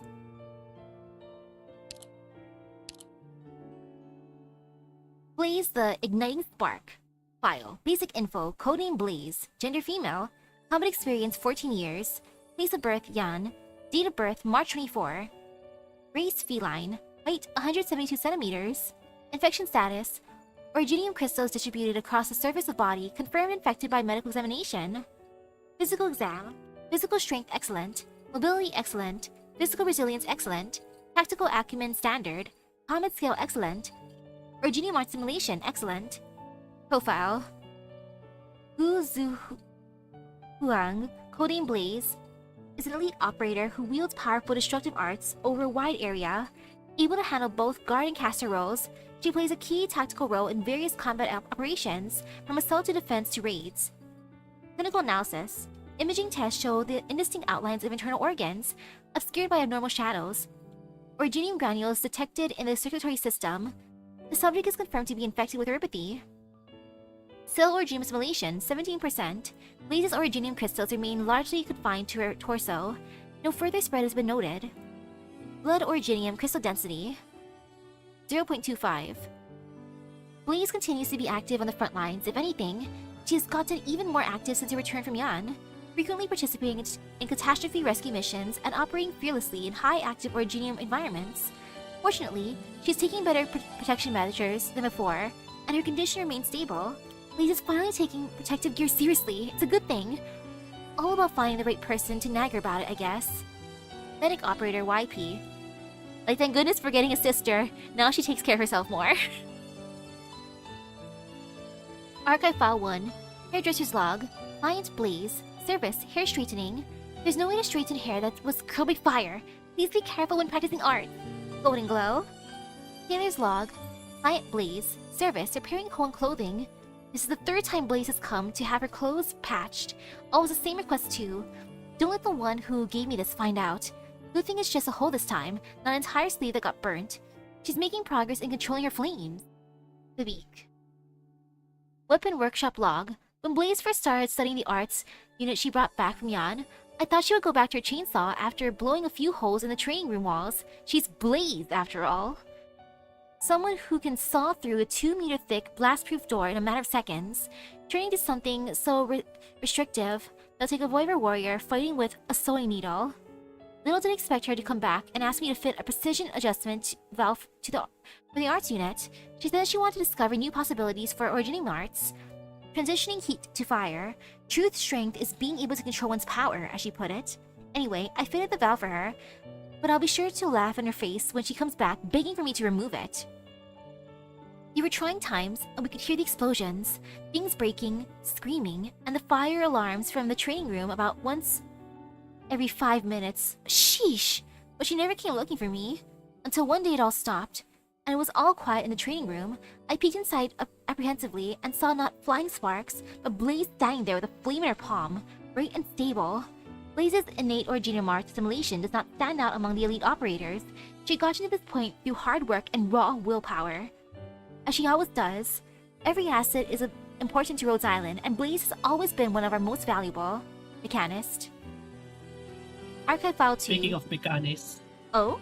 did you know, from what I heard in IS, is it 7 now? In IS Bolivar, this is going to be the welfare operator there. Free Oh, 6 nice. star.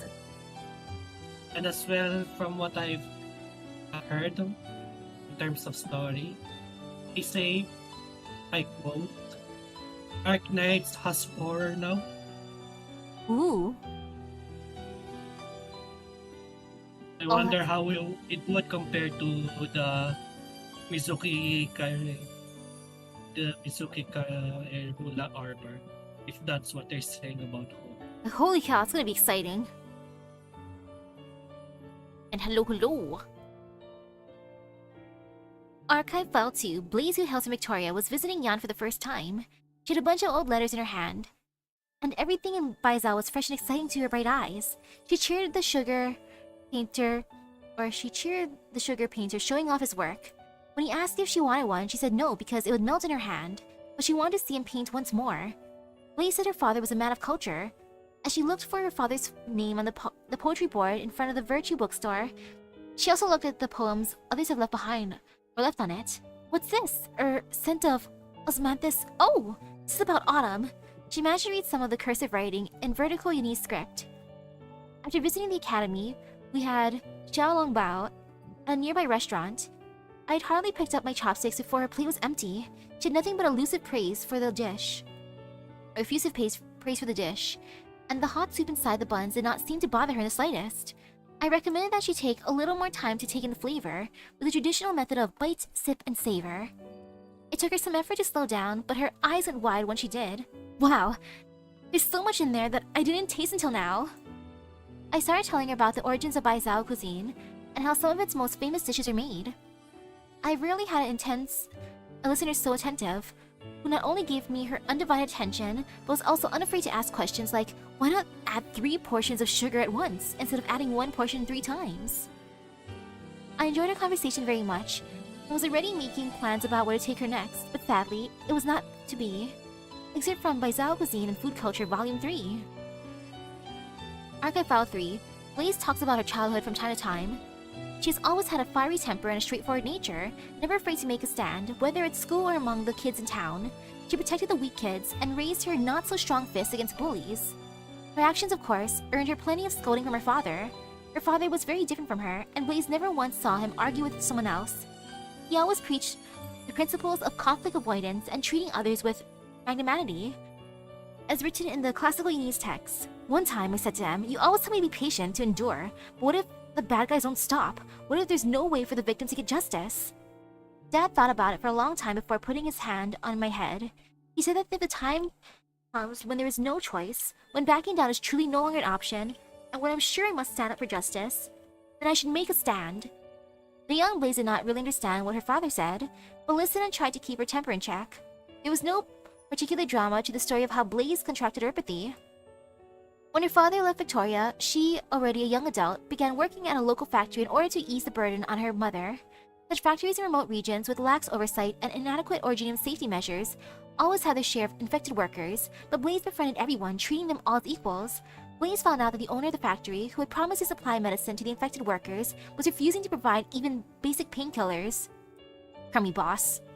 At first, he claimed that his request was still being reviewed by the governing noble, but Blaze soon realized that the medicine was being held in a warehouse outside the quarantine zone. Wow.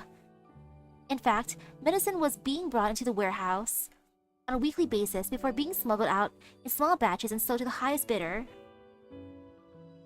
Oh, you find it quite quirky that despite Blaze's family history, her child is quite even normal. I know, right? Like, that's the surprising part. But she was always hot-headed. In fact, medicine was being brought into the warehouse on a weekly basis before being smuggled out in small batches and sold to the highest bidder. The factory owner had never intended to make good on his promise. When the workers protested, the owner had soldiers brought in to keep the peace and round up all the protesters. Watching her friends go down one by one because of illness, Blaze went to the door of the factory and begged them to bring medicine, only to be met with the soldiers' cold, indifferent looks. That was when Blaze realized that the time when backing down was no longer an option had come. Blaze smashed a hole in the wall of the factory and led the workers' charge into the medicine warehouse. That was the incident where she contracted neuropathy. Blaze's life was turned upside down, heralding the events that would eventually lead her to joining Rhodes Island. I still think of Dad's teaching sometimes. He wasn't wrong, but I don't regret what I did one bit. Only much later did Blaze learn about her father's past. It made her eyes go wide first. Then brought tears to them. She never imagined that her gentle, timid father had long since made his own stand for justice. They had been separated by thousands of miles, but were walking on the same path, in a way. Once again, she seemed to feel the warmth of the hand on her head. Archive File 4. What is this, Lin Qingyan? Did you want me to investigate something for you? This list of names is for you. The ones in bold are the ones still alive, your true relatives. It wasn't easy putting it together, but as far as I know, there should be nothing missing. My true... Are they doing okay? The exile was just relocating them to cities away from Baizal. The government is providing support now that the ban has been lifted. It's not much, but at least they're being compensated for the suffering they went through. Good. That's good enough. You've regained your Nini's identity. If you want, you can go back to Yan to seek your family, even live there, and no one will stand in your way. You're not going to seek them out? No. Or rather, I don't know. Let's say I do find them. What do I say to them? What do I do? We never knew each other our entire lives. What happens if I just showed up? Do we embrace each other in tears and pour our hearts out to a stranger just because we share the same bloodline? Maybe it's not the right thing to say, but it's not me they need. And it's not me who should be offering apologies and compensation. Besides, I never had an identity in Yan to begin with, whether it was being framed as the descendant of a traitorous official 40 years ago, or this abrupt pardon. Everything was just to make up for a lie. None of this had anything to do with me. I know, Blaze, follow what you're preaching to your sister. Let's turn the page. That Snow was both the ending and the answer. We'll hang out together once your practices are over, but I'll come visit as Blaze, elite operator of Rhodes Island. Promotion record. You're curious about the bowl of viscous liquid Blaze was eating, her hands covered in flour. This? No, it's not black sesame soup, it's tangyuan. The last few broke from the heat of my palm, and I cooked them so that they wouldn't go to waste. The ones I made earlier are right, so I'll cook them for everyone once my sister gets here. In Yan, tangyuan is a symbol of reunion. Plopping down this bowl of glutinous rice balls in front of someone is all you need for them to get the message. And if it's coming from someone like me, who always speaks first and thinks later, would it send an even clearer message? No idea, but that's what I wanted to find out while everyone is here. The reunion could be for me and my sister, linked not by blood but by fate. It could be for me coming back from a long journey and seeing everybody else for the first time in a while. You get a bowl, Amiya gets a bowl, Mechanics gets a bowl, and there's so many others I wish I could be sharing tangyuan with us. Blaze's tone drops a bit, but she soon picks herself up. I know, nothing's ever perfect, and life has always had its share of sorrowful goodbyes. What does it matter though? Many of us have left, but no one will ever be forgotten. Our dreams have never changed. All of us here at Rhodes Island will always be together. Oh yeah, no worries then. Now, ooh, the fervent longing. Don't you go dismissing it as crude and simple just yet. There's a story behind it. Before I came to Rhodes Island, I moved back near my old home in Victoria for a spell. No one was really taking care of things there, and life was hard for the infected. Back then, I was busy helping them fight for wages and medicine. I was also worried that my actions might cause my mom trouble. That's when I never went back to see her for years. I gave whatever medicine I could get my hands on to people who were sicker than I was. I felt I could still walk around just fine, that I could hold out for a long time, but one day, without any warning, I just collapsed. My blood felt like it was boiling. My organs felt like porcelain about to crack from the heat. I'd imagined that, when I finally fell, I'd be willing to accept defeat, unable to let go of the workers I was helping. But when the moment actually came, and when I was lying there alone in my shack, all I did was claw around for some scrap wood and carve a crude and tiny wooden lamp. I had no matches, so I lit it up with a drop of my own blood, and then I just kept staring at it. I remember how my mom used to light one of those lamps at the front door. Though all those years, we never moved, and she never stopped doing it. She said it was so that my dad finally came back, he could find his way home. Every time I went back home, the lamp was what stuck in my mind the most. And I was more surprised than anyone that, when I was about to die, that lamp was what I wanted to see the most, more than anything else. Somehow, but I failed to realize at the time, staring at it eased my pain and dampened my symptoms. I was able to hold on until my companions found me. This lamp? No, this isn't the same broken old lamp. I made a new one. I'm no master craftsman, but you're not gonna turn up your nose at my creations, are you? It looks nice to me. I mean, look at the details. When Ning first heard Blaze tell her that story, all she felt was fear at the thought of what Blaze had been through. Next, when she thought about how Blaze had come all this way from the middle of the New Year's holiday to bring her that lamp, a gift of such special significance, she forced a smile and praised the gift. No, it's not why I'm telling you all this. Listen to me. Stumbling over my words again. Blaze let her actions speak instead, hanging the lamp in Ning Yin's tiny apartment. Then she began briskly setting out the food and drink she brought. The smell of warm food slowly brought Ning Yin back to herself. It had been far too long since her little apartment had felt this lively. The lamp's soft, handcrafted glow chased away every trace of loneliness. It's not the lamp that matters, Blaze said quietly, but what it reminds you of, right? Oh, this is sweet. I like this one too. The sisters are wholesome. Wholesome. And now speaking of I wholesome, like their dynamic. it is very good. Especially when comparing them to other siblings. I mean, they have quite a healthy relationship. This, Heck the yeah. sisters is quite wholesome in terms of Arknights. The brothers, in the other hand, is quite questionable. Yeah. Particularly Wei Henwo and his brother Trunla. And the whole Victoria thing with the Drake was like, even Eblana and Lao Shini still had a quite healthy relationship despite their power dynamic.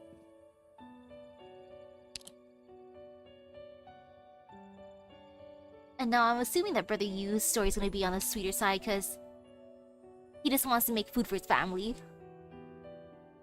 I think Brothers Hughes only seems to have a full reunion with his family. Imagine how many times that has happened in his whole lifetime. And which is why he became the ultimate chef, so then he would provide them a nice dinner. Oh, Brother Yu. File. Imagine whenever they had some reunions, he would hope that all of the tables and chairs would be full, like all of the 12 siblings. But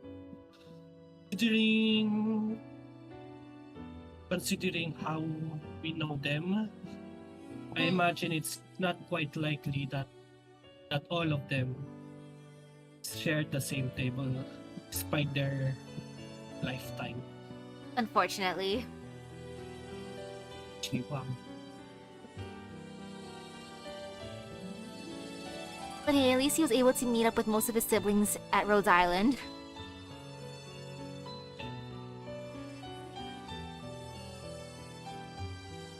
Now for file basic info, codename U, gender male, combat experience none, place of birth Yan, date of birth December 12, race undisclosed, height 160 centimeters, infection status, medical tests have confirmed that no infection is present, physical exam, physical strength standard, mobility excellent, physical resilience standard, tactical acumen normal, combat skill normal, originating assimilation flawed, profile, use an experienced chef from Yan who is currently visiting friends and family Rhodes Island, offering culinary support during his stay. Clinical analysis, imaging tests reveal clear normal outlines of internal organs, and no abnormal shadows have been detected.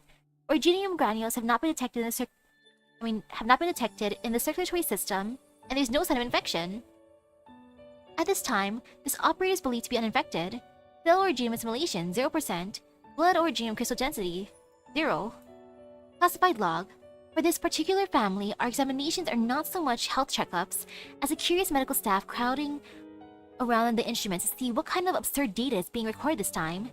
Everything went smoothly, and the young man, who must be many times my age, was very cooperative. Once we were done, he gave each of us a bun with a sweet filling. None of us had tried before. When I bit into the bun and my tongue touched the black sesame filling, I was reminded of my childhood spent honey hunting. The sweet taste of honey numbed the pain of the bee stings. Anonymous medic. He is the best person to examine. Give sweets at the end instead of the doctor giving someone candy. And hello. Archive File 1. Soon after you arrived at Rhodes Island, Nyan went to the kitchen and gave the perfectly functional facilities a complete makeover before dragging her little brother in. Later that day, as Nyan was digging into a spicy hot pot, she was joined by the typically reclusive Dusk, and Yu prepared several small dishes for her. Chu, Chongyue, and Ling soon joined the party, and all the family members on Rhodes Island came together to enjoy a fine meal at the same table, a sight that made the Yanese operators tasked with monitoring them quite nervous. When they were done, some of them disappeared immediately, while the rest cleaned up, did the dishes, and apologized to the logistics operator on duty, drawing this little event to a close. Oh no, not that mysterious mix. Ugh. But I feel like if you tried it, he'd probably make it better. The logistics operator swallowed his complaints at the sight of the bags of rice you offered him, and the bowl of rice balls and the sweet wine soup on the table. He did not realize that doing so, even once, would make it that much harder to refuse you in the future. The next day, you showed up in the kitchen again, as though he were meant to be there, showing off his Yanese cooking. By day 3, he started walking around while cooking, observing how others cooked. By day 4, he started arguing with people over whether a dish needed more scallions or more salt. By day 5, he could be seen engaging the other cooks in shouting matches that were only a little less heated than his cooking walk. Oh no, he's taking over! Oops. In just a few days, he had blended in with the rest of the kitchen. Although the food side of the cafeteria was not affected, none involved would forget the chaos in the kitchen at the time. However, the operator who was supposed to be in charge seemed to have a little interest in reining things in, largely because of the osmanthus cake he was munching on. He was bribed. Just let him be. He said. After a rather hectic adjustment period, the young chef has become a constant presence in the kitchen. In addition to Yanese cuisine, he is also making forays into other areas, trying his hand at baking bread, searing steaks, and rolling sushi, which he said was important for satisfying the palates of Rhodes Island's diverse population. Is that why he stole the pizza and custard tarts? Hey, how am I supposed to make them if I haven't tried them before? Pizza, Archive File 2. A package from Baizao lay before you. At first, he took it into the kitchen thinking it was the ingredients he had procured from Yan, only to hurry back to his room with it after opening it up. At the top of the package, it was a letter from Jiang, the only employee of Savors at Yu's, and the restaurant's acting chef and manager in Yu's absence. The usual complaints, how hard it was running a tiny operation, how tight the budget is, and imploring you to return. For the Yu tries their cusa chocolate pizza, their specialty. He made a mental note to tell Jiang to be more creative about his pleas the next time he's back in Baizao. At the end of the letter, however, Jiang mentioned something else, an old ledger hidden in a space in the walls. which the workers discovered while they were renovating the kitchen. Jiang made a copy and sent it, the original, to you. For usual practice, you silently praised Jiang for being on top of things, and put the letter aside to look at the ledger, which was pitch black from years of being smoked. He tucked it away because it was practically being marinated, only to forget about it when he left. Being a tiny operation, it was also Yu's job to keep track of the transactions, something that became a habit over time. He wiped the soot off the cover and flipped it open. It was a record of daily income and expenses. There was a mark next to outstanding accounts, which are checked off as they are paid. Most of the time, the outstanding accounts were for tiny sums, patrons who had forgotten their wallets. The next time they came back, be it hours or days later, they would either place the money they owed on the table or discreetly pass it to the waiter along with the bill for their current meal, along with a little gesture to keep it quiet. A few pages later were the banquets held over the course of a year, from weddings to funerals to celebrations for promotions or winning competitions, ranging anywhere from a few tables to a few dozen. These are expensive affairs, and Yu's typical practice is to ask only for necessary expenses to be paid up front. The rest can be paid in due course, as the customer circumstances permit. In case of hardship, Yu has even footed up the upfront bill, allowing the banquet to go ahead first, and the debt paid later. Many customers choose to pay their debts in kind, be it in the form of ingredients, kitchen utensils, furnishing, or advertising. If he really dug into things, he might very well find that he is the one who owes a favor now. You flip through a few more pages. So many people come and go. Some debts are settled, some are not. She had criticized his lackadaisical attitude towards bad debts, when profits were slim to begin with. This is why the restaurant remains so tiny and unknown, despite being around for so long, he said. Well, you was a chef, not a businessman. He flipped through the ledger, checked off a few old accounts based on the note that Jiang had sent along as well, and put it down next to a notebook with the Rhodes Island logo on the cover. The connections between people were not measured in numbers after all. Archive File 3. For most families, it would be perfectly normal for siblings to run into each other and sit down for dinner. You would love to have this kind of normalcy, but could hardly help it being what he is. Therefore, he does his best whether his siblings come to Baizao for whatever reason, whether they are taking up a new position, making a report to the Sui regulator, or simply passing through. Shu's tastes are light and simple. She always brings plenty of rice, sometimes even insisting on cooking for her little brother herself. White rice with steamed meat and vegetables, a simple meal that brings out the natural flavor of the ingredients. She is always about efficiency. If he's just passing by, he would be content with a simple and inexpensive meal. If he wants to sit down for a full course, though, one would be in for a long day, forced to listen to him review each and every dish, one by one. On the other hand, when he does, there'll be no need to worry about rent for the next month. It is G who owns the building, after all. Wow. Neon is the biggest eater of the bunch, and the place is liveliest when she is there. One could smell her favorite hot pot from 100 meters away, and she likes to invite other patrons to join her. Even Sui regulator agents, Yu encourages those who can not handle spicy food to decline the offer. He has seen such patrons carried out on stretchers after sampling Neon's hot pot. Oh no. Dusk is always picky right down to the timing of the meal. Take too long and she's no longer in the mood when it's served. Fortunately, Yu knows a trick. A particular combination of fine appetizers, fruits, and desserts that even the mercurial Dusk is always in the mood for. Those will not stop her from complaining. Ling's visits are usually about booze. A warm pot of wine, a plate of appetizers, let her drink to her heart's delight, and she is gone before you know it. One would imagine Chongyue prefers the stock-based meat of the north, given that he spent the most of his life guarding the borders, but he always asks you to serve him something he has never tasted before. From north to south, from east to west, all that flies, all that walks, all that swims, and all that grows from the ground. You must consistently try out new ingredients and new cooking methods just to satisfy his oldest brother. It was for Chongyue that Yu made his first pizza and Syracusan dumplings. Oh my! Okay, so he might actually make the chocolate pizza then. One who tends to the gardens outside Baizao likes his dishes matched in complimentary manner. Occasionally, he will bring delicacies from afar and ask you to find a match. The results may be a pleasant surprise even to you himself. The musician is easy to tend to.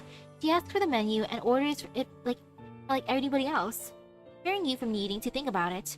Once she has finished the meal, however, she always takes out her instrument and starts singing, turning the restaurant into an impromptu opera house, with more patrons listening than eating. As for Wang, All he remembers is that he had the same taste as a sister who was once at the academy. Neither were picky, served the normal 4 dishes plus soup, and they were always perfectly content, but Yu's memory grows fuzzy. He was always happy eating with her. She was never picky and always complimentary, every comment highlighting Yu's thoughts as he was cooking that dish. But Wang, he always ate in silence. Whenever the siblings leave, a few plainclothes patrons would write something down in their notebooks, then pay the bill and follow them out the door. They're undoubtedly here on official business, but they are also paying customers, and he never confronts them. It's like the family, whose powers keep the officials of the imperial court up at night, but here at the restaurant, sitting at the table, they're no different from any other family getting together for a meal.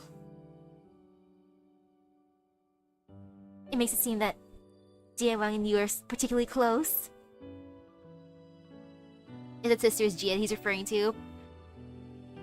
Probably. Everyone wants to visit little brother. Late at night, when the restaurant is closed, Yu and Jiang have supper together before the stove, using whatever ingredients are left, wash the dishes, and call it a day. He knows what Jiang likes, so their supper is always something that he does. One day, as they were having noodles in the kitchen, Jiang suddenly asked Yu what he liked to eat. Yu takes in a mouthful of noodles and answers without giving it much thought. Everything. Can't be a cook if you don't like to eat after all. Good answer. Archive File 4. Some time has passed since the first piece of selfhood fell. Fragments fall off the source and find new life on this land. It continues to dream of its eternal slumber. Ages pass, and the fury has gone to rest with sleep. The proxy born carrying its most violent wish has devoted himself to the path of martial arts and cut off his connections with that. It does not understand. Why did the consciousness born of it now defy it? Each fragment's identity has been shaped by their contact with mankind. They have become like mankind. It does not understand. They have joined forces to break free of its influence, just as the mortals who received its blessing did centuries ago. It does not understand. I do not understand. That's why I must seek, try, experiment. That is the first step to understanding. Have I said this before? Turn one's eyes towards mankind, and what one sees is a ball of fire. I cannot let fear stay my steps. Look, people gather around a fire and place the prey they have hunted above it. Why do they do that? When I smell a pleasant aroma, I shall understand. I will begin with fire, which I am most curious about and which I fear the most. Pick up firewood and place it in a pile. I lit my own fire, put a skewer through the meat and roasted the fire. People come to me, drawn by the scent, and sit by my side. They have brought food with them. We share food with each other. It is of a different taste. The more I share, the more I sense the difference. And so, I became a chef. It is what they call those who make a living through cooking. I want to know all the tastes of the past, and what these tastes can bring others. Cooking does not necessarily require a stove. A pot and a fire is all it takes. But people come back when there is a stove, and connections are built when people come back. Where there is fire, there is smoke. Those who see the smoke and fire know that there is food there, or food here. Some eat here all their lives, others buy a snack once and never return. I know, right? He's so nice. Even if everything outside is covered in ice and snow, they feel less cold once they sit down here and have something hot to eat. Perhaps they remember the warmth of the fire and the flavor that filled their mouths, and come back to this place again. I've seen people of all kinds and made cuisine of all kinds. The more I made, the less I understood and the less I cared. I wanted an answer, but it was a question without one. Seek not perfection. Joy lies in the mundane journey of everyday life. It seems I have no use for my powers. They should be returned to me. Sleepyhead needs this vitality more than I do. There are worse things than having this fire that never goes out, like the room with the warm my bed. But I cannot return my meaning so easily. A little speck of doubt and curiosity that created the future for mankind, and so the seeds of suffering for myself needs to be put back in the wok and fried again. Motion record. A beast glints, jet as glaze, meal made. The engraver put down his chisel after the first few words. The inscriptions on the other 11 steels were written by him. He had lived a long life and seen the living myths, and should have no difficulty writing the dedications, but in Yu's case, he had wiped the chisel on his sleeves a few times, and finally decided to erase the words he had carved. No one had seen Yu's sui form, but the first 11 used the same format. Surely the 12th, no! Form and order had been broken, like a candle in the middle of an incense burner. A most jarring sight. He could imagine Yu's form based on his hair, arms, and tail, but the rest.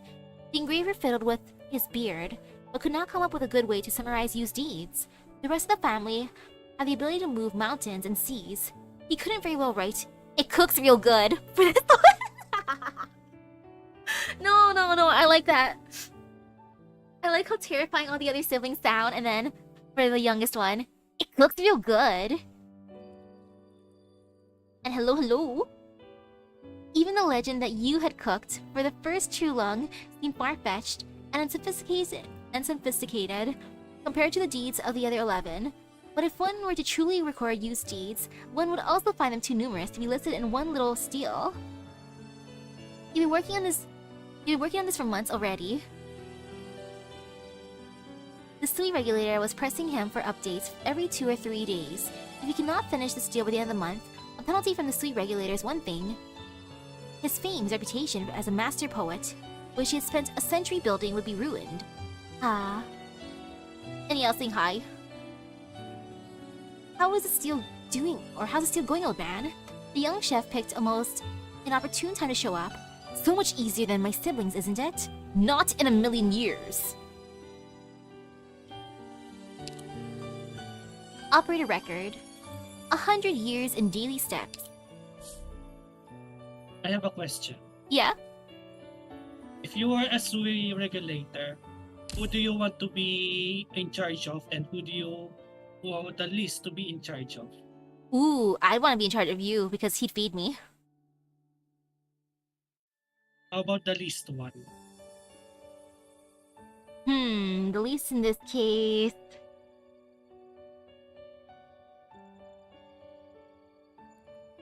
Okay, that's actually kind of tough. For me, when it comes to I want to be in charge of course it would be you, but second would be Nia. I feel like it would be an adventure when it comes to her. And for the least, it would be Ling, since I don't drink that much. And the smell would be intensifying. But I would be able to lace around the bed. Like, heck, overall, the siblings would be decent to watch over, but you is the best.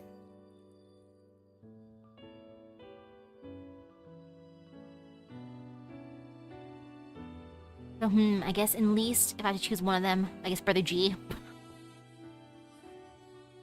You'll be able to travel with him far away. But what are the cons?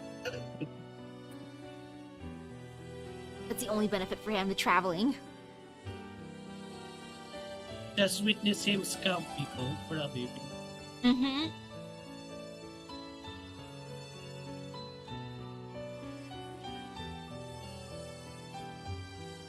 And now for 100 years in daily steps, much like the couplet plates that sign adorning in, the story of a century-old restaurant was carved moment to moment, day by day.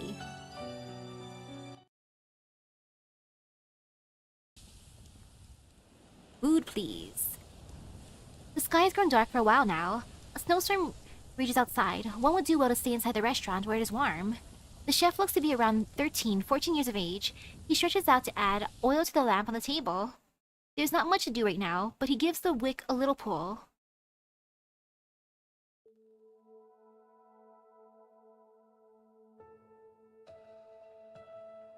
Every flake of snow that falls upon the new graves is a gold coin for the children, or so the proverb says.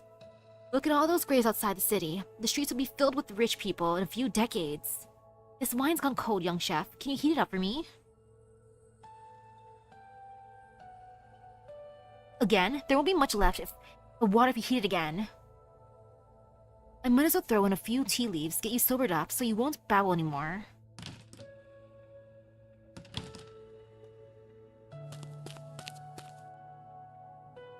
Gui, your dad's funeral. Basically done. He picked a place. I had the best stonesman in town carve the gravestone and carried it up there myself. But the snow kept putting out the pile of joss paper I was burning. Maybe it's Dad telling me to go. Stop bothering him. Here's your wine. Go drink it on the counter. Go drink it in a corner. Have some tea first, Gui. I keep your food warm. Got to eat a little, even if you don't have the appetite. Thanks. Say, how much did Dad owe the restaurant? I'll settle it while I'm here. I haven't got the memory to remember who owes what. If you really have to know, ask this. The chef points to a celadon bowl on the counter, which is half full of coins. I know your rules, but I also know my dad. He couldn't even find a door when he's drunk. I doubt he had the presence of mind to put in the coins. How about this? I'll make a few new sets of furniture for the place one of these days, and then we'll be square. Good trade. So you're officially taking over your dad's carpentry business? Yeah. Didn't expect my first big job to be Dad's coffin, though. Oof. Well, it's not such a bad line of work, being a carpenter. It's a skill that pays the bills. Shops come and go on the street all the time. And they've got to have a new sign every time a new shop opens. Here's your food, Gui. Eat up. You always like the steamed beast meat and flour. There's more, if that's not enough. Thanks, young chef. You're always so kind. Alright, cut it out and tuck in so you can go home before the snowstorm gets worse. Watch that you don't get your ears frozen off. Who's looking for food in this bad weather? Just come in already and close the door behind you.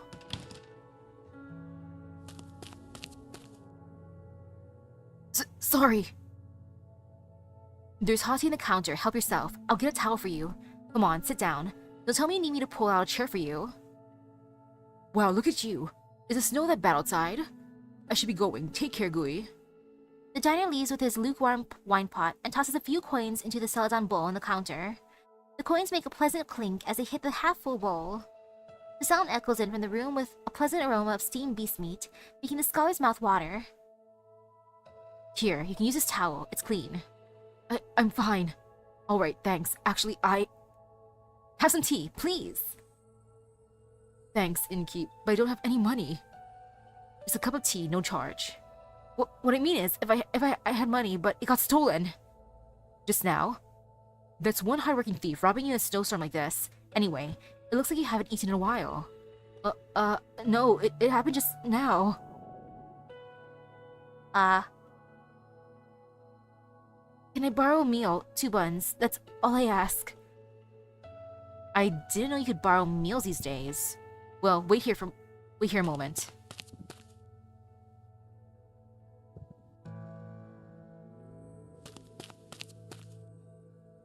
Here, take these meat buns. They're still hot. Is that enough? Want a bowl of congee? That's plenty. I'll have my family send the money soon. I came to Baizal to take the Imperial exam. The Academy will take care of my needs once I pass. I have no reason to lie. Trying to save face never does anyone any good. We'll talk once you have actually passed. I'm heading out, young chef. The steamed beast meat was great, but I'm just not in the mood today. I was thinking, this place could use a sign and a pair of couplets. I could carve them for you while I'm at it. The furniture stuff can wait, but you really could use a shop sign. Not like you couldn't find the place without a sign. I'm no rush, just wait for me to come up with a name. Alright, I'll wait for you. I'll be going too then. Those meat buns would be freeze to ice if in the cold outside. You can finish them here. Just close the door behind you when you leave. I'll be cleaning the pots in the back.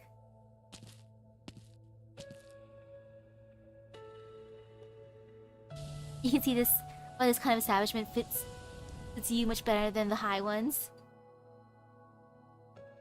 Yeah, it's nice how he could be like super personal with his customers versus if he worked at that other restaurant, that high-end one, where he'd just be stuck in the back. Like, I feel like he is better interacting with people. The snowstorm batters the windows, but the light in the restaurant does not flicker. What is left of the plate of steamed beast meat has gone cold, and the fat is solidified into a thin layer on top. A candlewick cracks, the flickering light reflects off the celadon bowl on the counter and into the scholar's eyes. If I hadn't been robbed by that cursed thief, I walked 1,000 li to come all the way here. If I can't pay for the examination fee, I can't very well walk another 1,000 li back. Alright, I'll just take enough to pay the exam fee, and I'll pay it back double once I'm rich. Ah! But I'll need to change my clothes too, and the soles of my shoes are almost gone. The silhouette moves from one side of the wall to the other, blocking the lamplight. All is dark in the shadow. The snowstorm outside seems to blow even fiercer. Don't get seen. Dude. You better pay him back. As soon as the scholar sneaks out, the snowstorm rushes in as though trying to slam the door shut. Afraid about making a sound, he turns around to close it gently. Just before the door is closed shut, he catches a glimpse of a steaming hot bowl of congee on the table nearest the door. It is warm and white, giving off a pleasant aroma. But it is too late. The door is shut.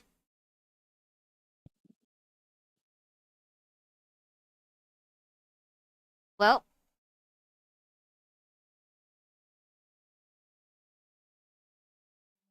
The snowstorm has subsided. Twin moons hang high in the sky.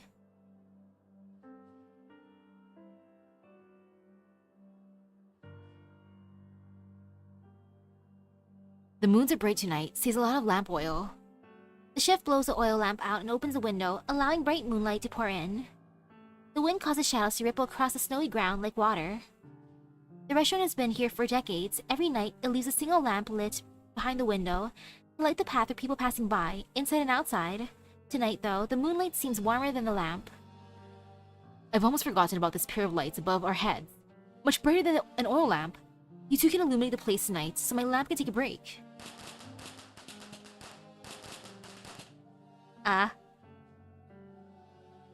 Young chef. What's going on, Gui? Why the firecrackers in the middle of the night? Come outside. I got your sign. How much time has passed? Hi, Gui. Savers at Use. Took you years to think of the name. What's the meaning behind it? What meaning could there be? You save the dishes you serves. It's that simple. True. And here, take this red envelope. What's that about? Made a few coins and now you're acting all rich? Of course not. I want to reserve a banquet for my son's manure shower, which is in 2 days' time. This is the deposit. Besides, my new storefront has just opened. Might as well celebrate both of them together. I was wondering why you were grinning all day, as you did a bit of good business. But spare the red envelope, it's so banal. Besides, what does it matter? Sounds like you could use the money with all that's going on in life. Of course it matters. I remember when my dad died 20 years ago, and you treated the entire neighborhood to the funeral banquet out of your own pocket. Dang. I can't owe you any more debts. Besides, my shop's business has been going pretty well lately. Fate works in mysterious ways, doesn't it? With the expansion of Baizhou, this old street will become part of the new town's commercial district soon.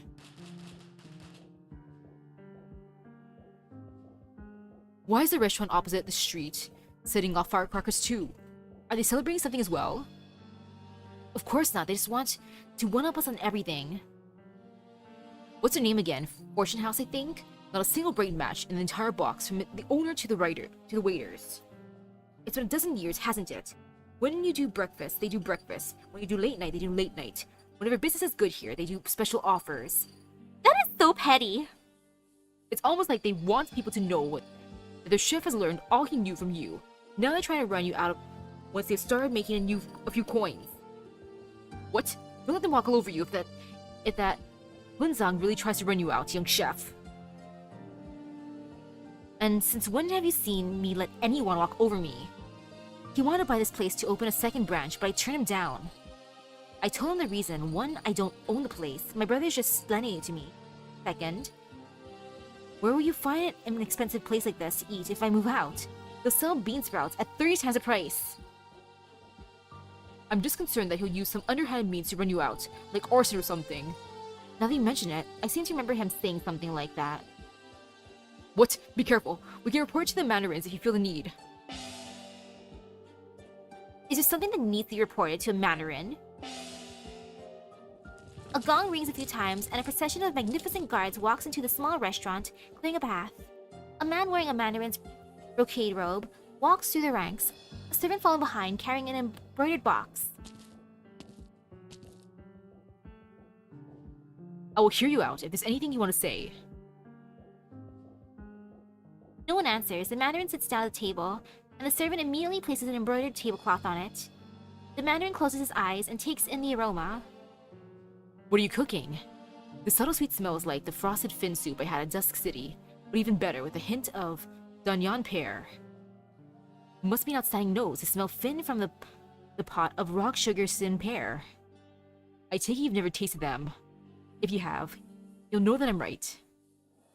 What would you like? I'm not sure if our household dishes would suit your palate. I'm in no hurry. What were you saying about someone with arsonist intent? Yes, the Fortune House across the street. They're trying to be the only restaurant in the area, driving all nearby competitors out of business, even if they have to operate at a loss. Once they get rid of competition, they'll raise their prices. If there are no other restaurants in the neighborhood, anyone who needs to hold a banquet will have no choice but to go to them. It's not just the big restaurants. They won't even let small restaurants like this one off the hook. It's going way too far, don't you think? Sounds like you have quite the bone to pick with this Fortune House. I've only recently taken office, and I don't usually involve myself in the local business. But food is most important to the people, and I will not turn a deaf ear to the people's cries. The Mandarin gestures to a servant who immediately heads to the restaurant across the street. The firecracker soon sees there's no sound of argument or discussion, just sweet silence. No need to worry about the Fortune House anymore. There'll be a thorough investigation. Impressive! A wave of the hand is all it takes to rip the roof off a big restaurant. Well, this one is small and old, so don't go waving your hand again. Just tell me what you would like.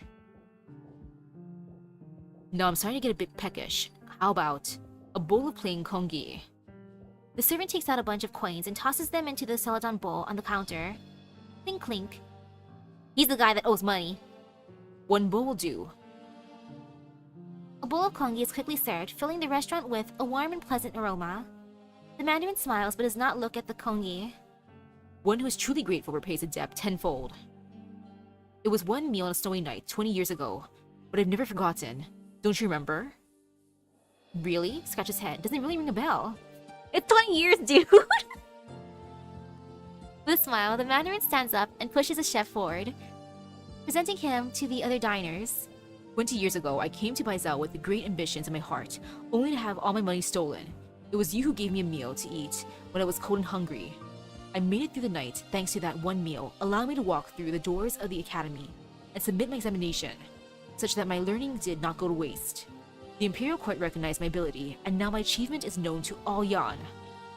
I've risen through the ranks, from administrator of a village all the way to governor of an entire province. I have protected the people from disaster and repaired the roads. I have moved mountains to dig new mines. Doesn't it sound a little weird?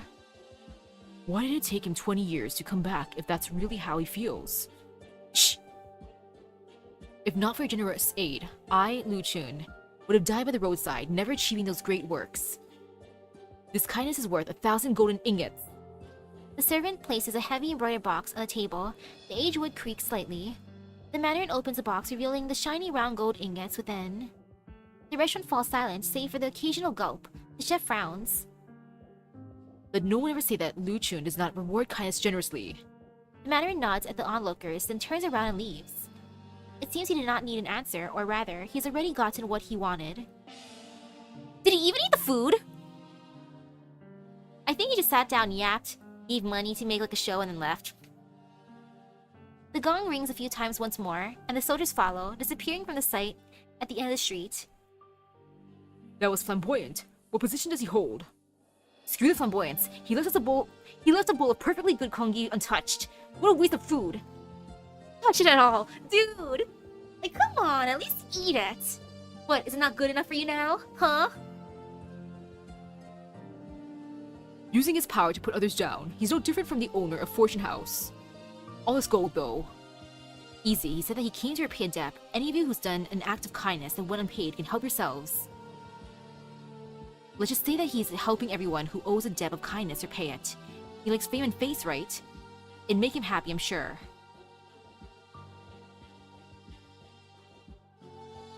I could open a couple of new storefronts if I had the funds. Education for my kids, too. That's expensive.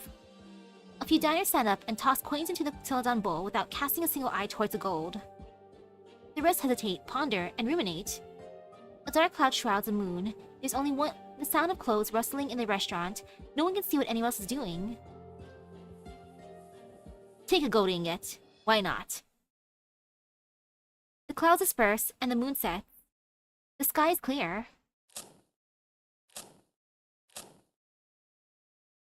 What's this? The lamp's gone out, and my matches keep breaking.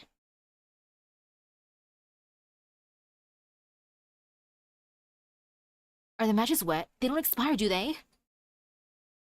The chef of the small restaurant walks to the door, reading the faint printing on the matchbox by the warm sunlight.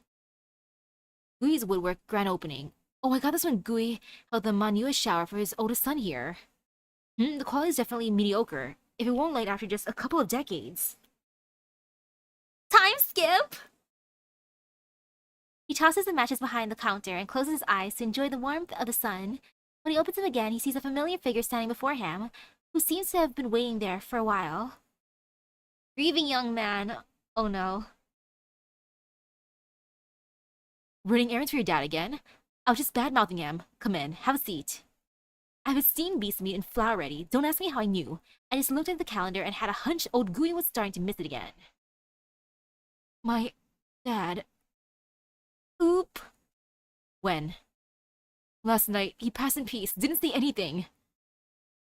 So sudden. Dad left instructions. He wants you to prepare a 3-day funeral banquet for him. Worrying about his funeral, which, while he was still alive, Gui always worried so much. Dad always wanted to do everything himself. He even made his own coffin. That was the last thing he ever made. He couldn't lift his tools after that. Well, at least he didn't give his son the task of like, son, make me a coffin. He's like, nah, I'm gonna do it myself. I'm not gonna put my son through that. Besides the funeral banquet, there's also this. The young man points out the door at 2 long planks wrapped in cloth, leaning against the wall. A breeze presses the cloth against the wood, revealing the etched words.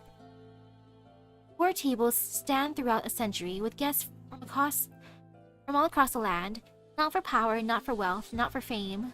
3 meals served every day, with 2 chopsticks and a single stove. All for friends, all for stories, all for love. Dad said he promised you a pair of couplet plates with a sign. By the time he got the couplet, though, he had only the strength to carve the words. I finished the paint job a few days ago. It's made from the finest wood, if you could consider it payment for my dad's debt. Your dad didn't owe me anything. Years ago, he borrowed a few gold ingots from the place to open a couple of new storefronts. He never forgot. But when Zhao expanded again soon after he opened the new storefronts, the routes changed and business dried up. It wasn't your dad's fault. Precious few people could read the future.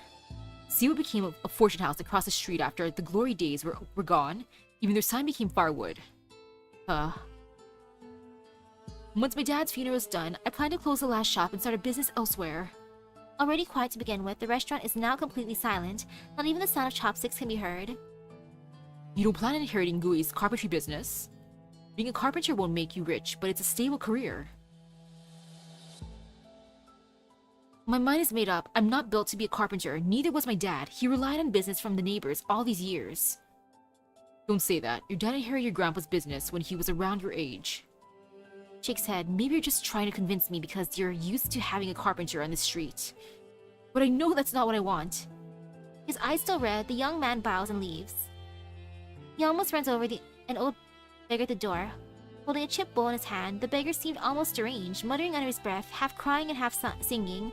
1,000 years of sorrow, a fleeting moment of mirth, fame and wealth, all to nothing in the blink of an eye. The young man stops and listens for a while, then tosses a few coins in the beggar's bowl.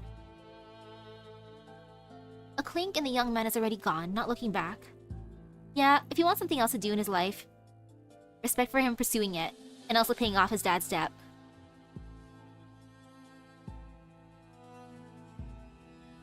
Doshie, thank you. What a heavenly smell. Please, good master, a few scraps for an old beggar. Wait, this place. The beggar's eyes go wide. He staggers back a few steps, then rushes forward, scanning the restaurant with his eyes, with one clouded eye. The interior of the restaurant does not seem to have changed in the slightest, even after decades have passed. There's a single oil lamp on the old counter, and the same half-full celadon bowl next to it. No, how did I get here? Where's Fortune House across the street? I must go.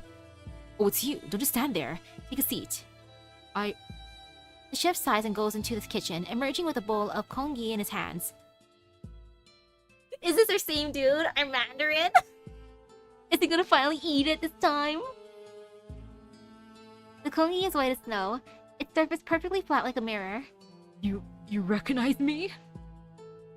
Of course I do. I wouldn't have invited you in if I didn't. You recognize? No, you don't!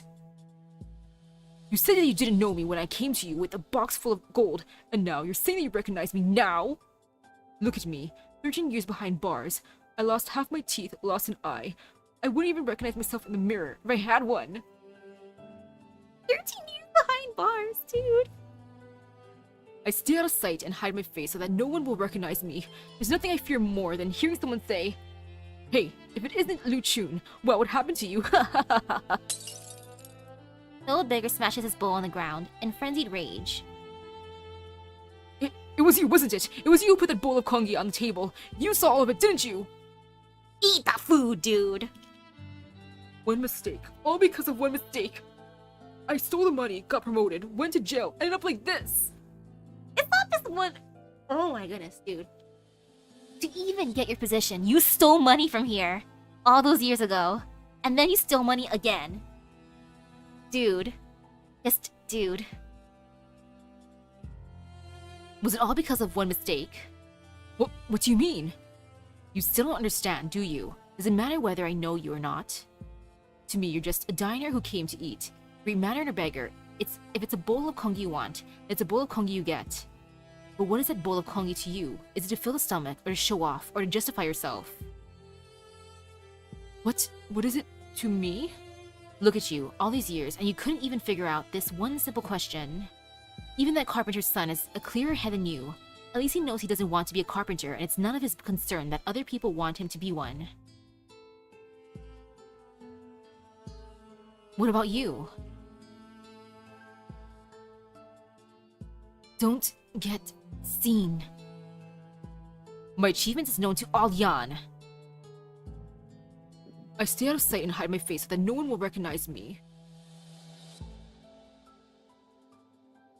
Lost for words, the mad beggar laughs hollowly, thick tears rolling down his haggard face.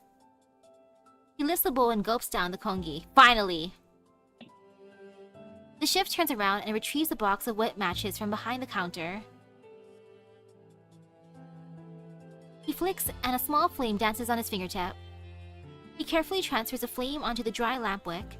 The tiny light of the lamp is hardly visible under the sunlight. He places the lamp back on the window, and the flame grows, swaying, lighting the path for people passing by, inside and outside. I like that story. I love Brother Liu's restaurant. It's sweet.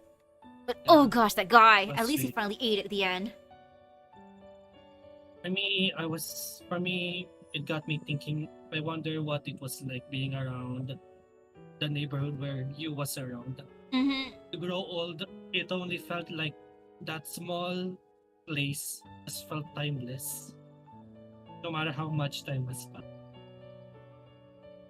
And the same face remains the same face regardless of time. Like, it's a nice place. I would go there all the time. Hello, hello.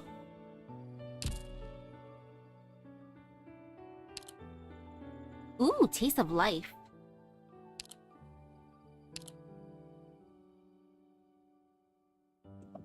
That looks fancy. Taste of life. Specially delivered meals often carry a feeling or longing. Favorite used delivery service kind of just happened somehow. It started when an elderly regular fell and injured himself. His children bring him back to his hometown. You paid him a visit with some roasted fowl beast, and the man had ordered. The old man was astonished, then smiled bitterly. Why bother coming all this way here? I'd ordered this as a birthday gift for myself, but what's there to celebrate now? I might as well just kick the bucket, here and now. Dude, no. His voice was loud on purpose. His children's whispers could be heard from the other side of the door. Their prior argument about who would be their father's caretaker now silenced. The old man pushed the roast fowl aside, claiming a lack of appetite. Yu sighed and put a pair of chopsticks in the man's hand and said, "You must be angry, but don't make your stomach upset too." After devouring the meat, the old man slowly closed his eyes, remarking, It clearly tastes like the ones I had when I was a child, but there's something different about it. Ah yes, it used to be livelier around me back then. "You only make deliveries. when it's time to spare. There was a time when a rich merchant by the name of Liu would repeatedly send someone to grab his order. There was always a bowl of plain noodles without any oil.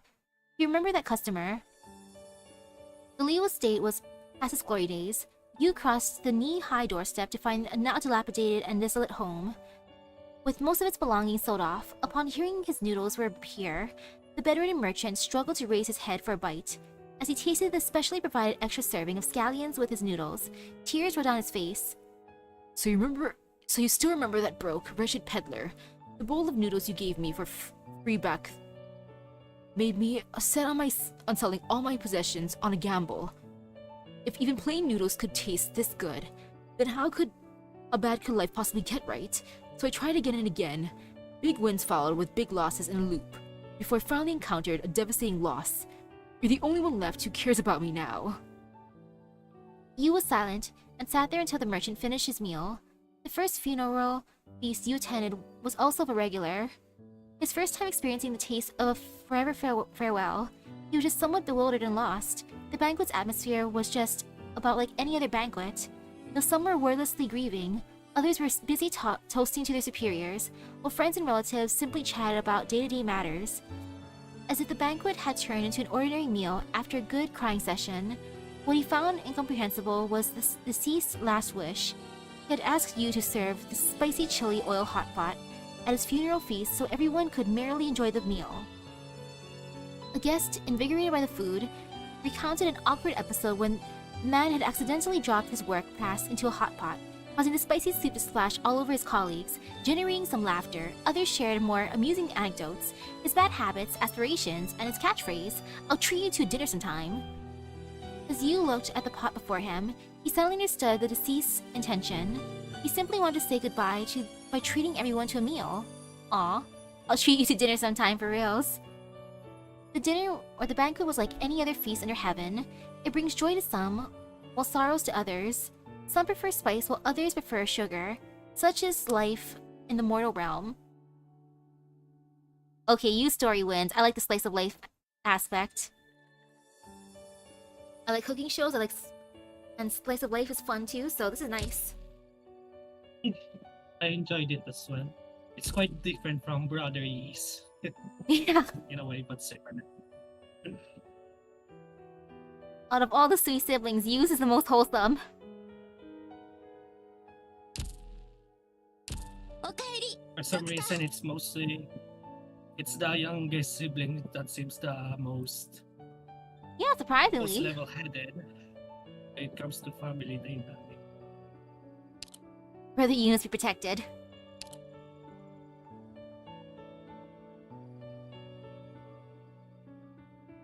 And then last for the night, Lazy the Thunderbringer.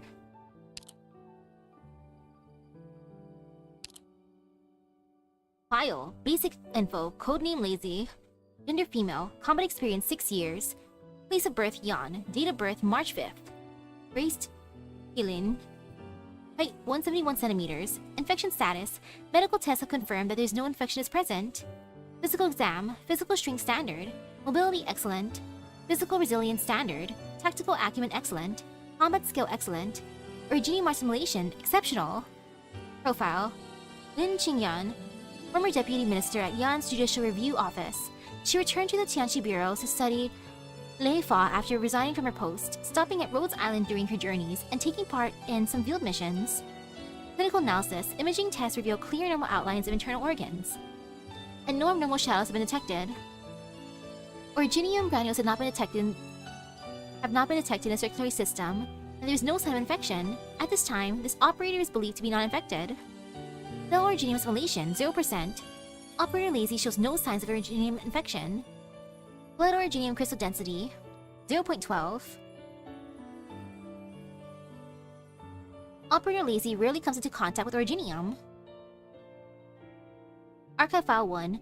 I lay down casually upon hearing the news that Lazy was visiting Rhodes Island again, then sit back up when I saw her updated resume. This time, she comes as a Tianqi, and her investigation authorization with Rhodes Island has expired.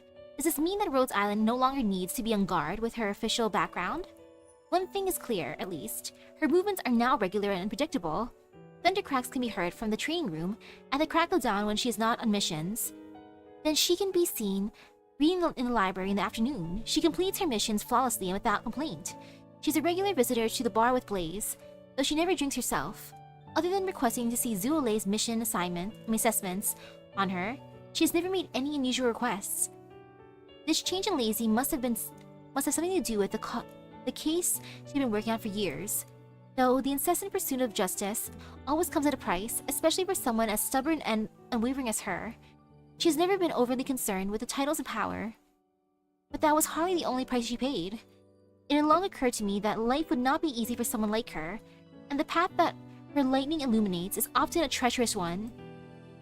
We do not pry into her private life, as long as it does not affect the operation she takes part in, whether she seeks her work here as a kind of R&R or trial for herself. Her performance is exemplary, and it's been a long time since I have received a complaint about her breaking any electrical appliances. That alone is reason enough to welcome her continued presence on Rhodes Island. Archive File 2. Lazy entered the Tianchi bureaus at a young age. Her background brought her into contact with masters such as Cyan Storm Count since her youth. But even she could not become his pupil without going through the bureau's application process. Public examinations are the only way to be accepted into the Tianchi bureaus. Everyone is assessed in the same way, with no shortcuts or back doors. Yan's public examinations are famously difficult. It is extremely rare for an underage student to pass them, and many examinees have spent decades memorizing the books yet still fail to pass. The Lei Fa examination in particular requires examinees to demonstrate both outstanding aptitude for thunder-related arts, as well as excellent knowledge and understanding of the laws of Yan. It takes considerable time for the average student to master even one of these two. As one of the youngest students of the Tianchi bureaus, Lazy was also known for rejecting a visit from Cyan Storm Count during her examination preparation to avoid any appearance of impropriety, even though the elderly Tianchi had only intended to give a few tips to the promising student without revealing any confidential information. In the end, she passed the examinations without any help. I respect that. There's a Yanese saying that a child's demeanor at the age of 3 reveals everything about the rest of their life. At the age of 3? Oh no, I gotta ask my family, what was I like at the age of 3? Lazy seems to be living proof of it. No longer burdened by holding a formal office, she enjoys chatting over drinks at the bar with Blaze. As long as her conviction remains firm, there's nothing that can break her. Though, a child's demeanor at the age of 3. Like, I forgot which years my family took me to Disneyland, but I know that I was very, very young, and that at one point I told Donald Duck I want to eat him. So, it would have been probably around that time. What does it say about me? Like, oh no. Oh no, so many furniture is being destroyed. Oh no. Oop. Oh man. Archive File 3. These sorts of problems were commonplace in the 13 villages and towns that I visited on my journey to the west this year. A typical case would be an old farmer whose lands was forcibly purchased without receiving proper compensation. With his pleas ignored by the officials, he was forced to turn to theft to survive, but was promptly arrested. In despair over the future of his family, he was about to hang himself in front of the government office when I ran across him. I was shocked at first, but as I studied the laws regarding the purchase of the land and purchase and sale of land, I found that there were certain gray areas that could entrap a farmer into signing an unfair contract. I spent hours looking into the books and records, but was still unable to find a legal basis to claim justice for the farmer. In the end, I offered to help him in a different way. On the day that the land was scheduled to be handed over, the buyer came to run the farmer out. He laughed at the farmer and said the contract was signed without duress and was perfectly lawful, that he could go to the courts if he had a problem, and not even heaven could do anything about it. At that moment, a crack of thunder rang out from the cloudless sky, following the buyer wherever he went. Believing that he had incurred the wrath of heaven, he finally coughed up the compensation. The issue was resolved, but my heart remained uneasy. Thunder might achieve justice for one man, but it takes a meticulous code of law to achieve justice for all. As such, I propose the following amendments to the relevant laws. From Lazy's legal studies reports during her time as a student at the Tianchi bureaus. Archive File 4. Once we let our guard down around Lazy during her second stint on Rhodes Island, we found her to be unpretentious and easy to get along with. We were able to satisfy our curiosity and learn more about Leifa, a traditional school of originium arts that has special significance in Yan. We knew that Leifa was more than just a kind of arts for Yan, and represents both personal excellence and public justice. From Lazy's experiences during her studies, however, we've seen that the legacy of Leifa is passed down in far more down-to-earth way than we thought. As a recognized heir of Leifa, she spends half of her time at the Tianqi Bureau working on her art skills, learning not just how to control thunder and lightning, but also natural sciences such as meteorology and physics. The other half of her time is spent studying the laws and judgments of Yan. Other than the use of thunder-related arts, heirs of Leifa seem no different from other law students. They usually go on to work in Yan's judiciary after they graduate. Each generation of heirs, however, works diligently in their arts, because thunder and lightning carry great significance in Yanese culture. Ooh, that Leifa is the same arts as Tianqi, Zuyan, and ruling uses. Ooh! And elevated, huh? They represent divine judgment, signifying the people's hopes that those who do evil will be smote by lightning. Heirs of Leifa study arts less for their practical value in combat, but for how they support their conviction to punish evil. We've spoken to Lazy about her future. Although we would certainly welcome such an outstanding operator, with no official ties to any government, participating in Rhodes Island's operations for the long haul, we also understand that she cannot cast her responsibilities aside as an heir to Leifa. Lazy does not avoid the topic when asked. She admits that she is thinking about returning to the Judicial Review Office, though she has not given us a specific timeline. The path to achieving spiritual excellence could take days, months, or years, but she's happy to go with her heart. With a clear goal in mind, she now takes things much easier than before. Promotion record. After the matter of Mangshan Town was concluded, the geist of a silk fan followed Lazy for a while, tripping her as she walked and cooling her food when she ate. She paid it a little heed, but decided to question it when she realized that it had followed her all the way to the border of town. To her surprise, she learned that the geist sought death after seeing how she had rid a sword of its geisthood with lightning. The geist had wanted to become human for years, but had become disillusioned after seeing the chaos that engulfed Mangshan Town and the treacherous and greedy side of humanity, feeling that there was little meaning in becoming human after all. It believed only a quick end by lightning could grant it eternal peace. Sheesh! I was curious as to how Lazy dealt with it, whether she brought the lightning down or not, but she continued with her monologue, saying that humans could be greedy and selfish, but they're also responsible for so many wonderful things in life, and that recognizing this was the first step to becoming human, and that it was understandable that the geist found it hard to accept. I agree with her and said that there will always be people who refuse to give in to the sinful nature of man. However, virtue need not stand alone if one finds friends who share the same ideals. In the end, Lazy never told me what happened to the geist, but I thought I saw a pair of curious eyes on the fan that she casually took out as she was talking, taking every detail of the world around it. This makes me wonder how the Garden of Grotesqueries is going to be.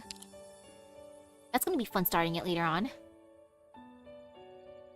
Within a thought. Somewhere in the Tianqi Bureau workshop, Lin Qingyan stares at the blueprint, silent in thought. There's no arts device that you want to make? Her senior disciple finally asks. When I mentioned wanting to go down the mountain for travel, Master sent me here first, but he didn't specify what type of item I should make. At first, I thought, does he think I'm too impatient? Does he send me to craft some intricate device to still my restlessness and temper my character? But arts devices are ultimately just tools that people use. Whether I temper my character or not is my own decision. The question I should be asking is, what do I want? She examines the blueprints one by one. From swords to staves, each blueprint is a crystallization of the Tianqi Bureau's 1,000 years of wisdom, dazzling in its brilliance. To call any one of them useless would be the height of arrogance. But which one is Lin Qingyan truly seeking in the moment? Ooh. Let me stare real quick.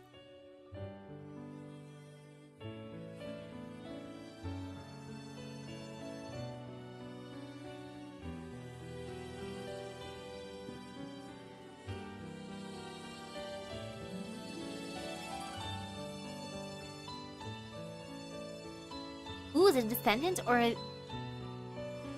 the actual person? Huh.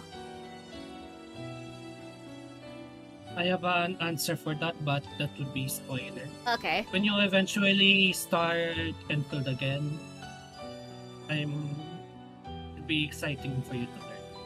That's gonna be fun. And will she still be an Yes. archer? In terms of now we finish ruling and now going to a new place. Most likely the Northern Zone.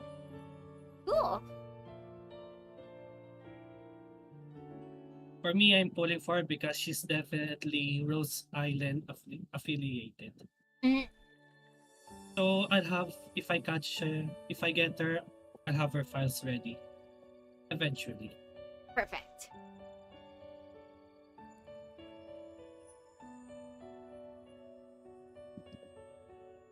Her gaze falls on a dusty pile of scar scraps in the corner. It was originally a portable device preloaded with Originium arts, and it fit well enough at the waist, but its performance was disappointing. Lynn, you're making the level... you're already at a level where lightning answers your call. Making a special device to hold it is unnecessary, isn't it? A device that holds lightning. Something stirs in her. She picks up a piece of scrap and examines it.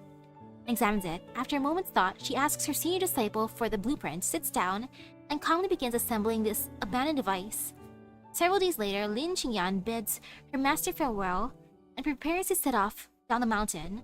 A small coffer hangs at her waist, filled with sharp, crackling light.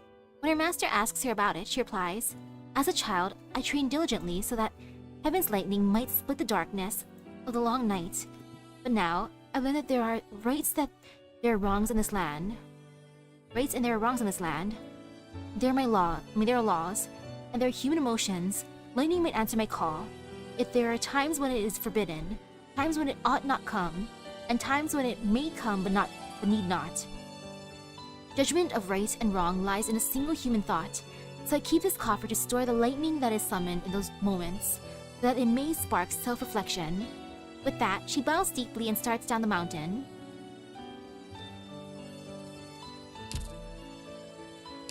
So much reflection for Lazy.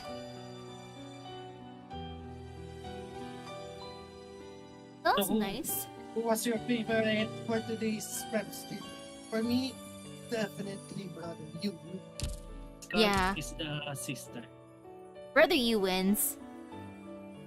Like, overall, I liked his the most. Definitely. And then, I'm excited for tomorrow.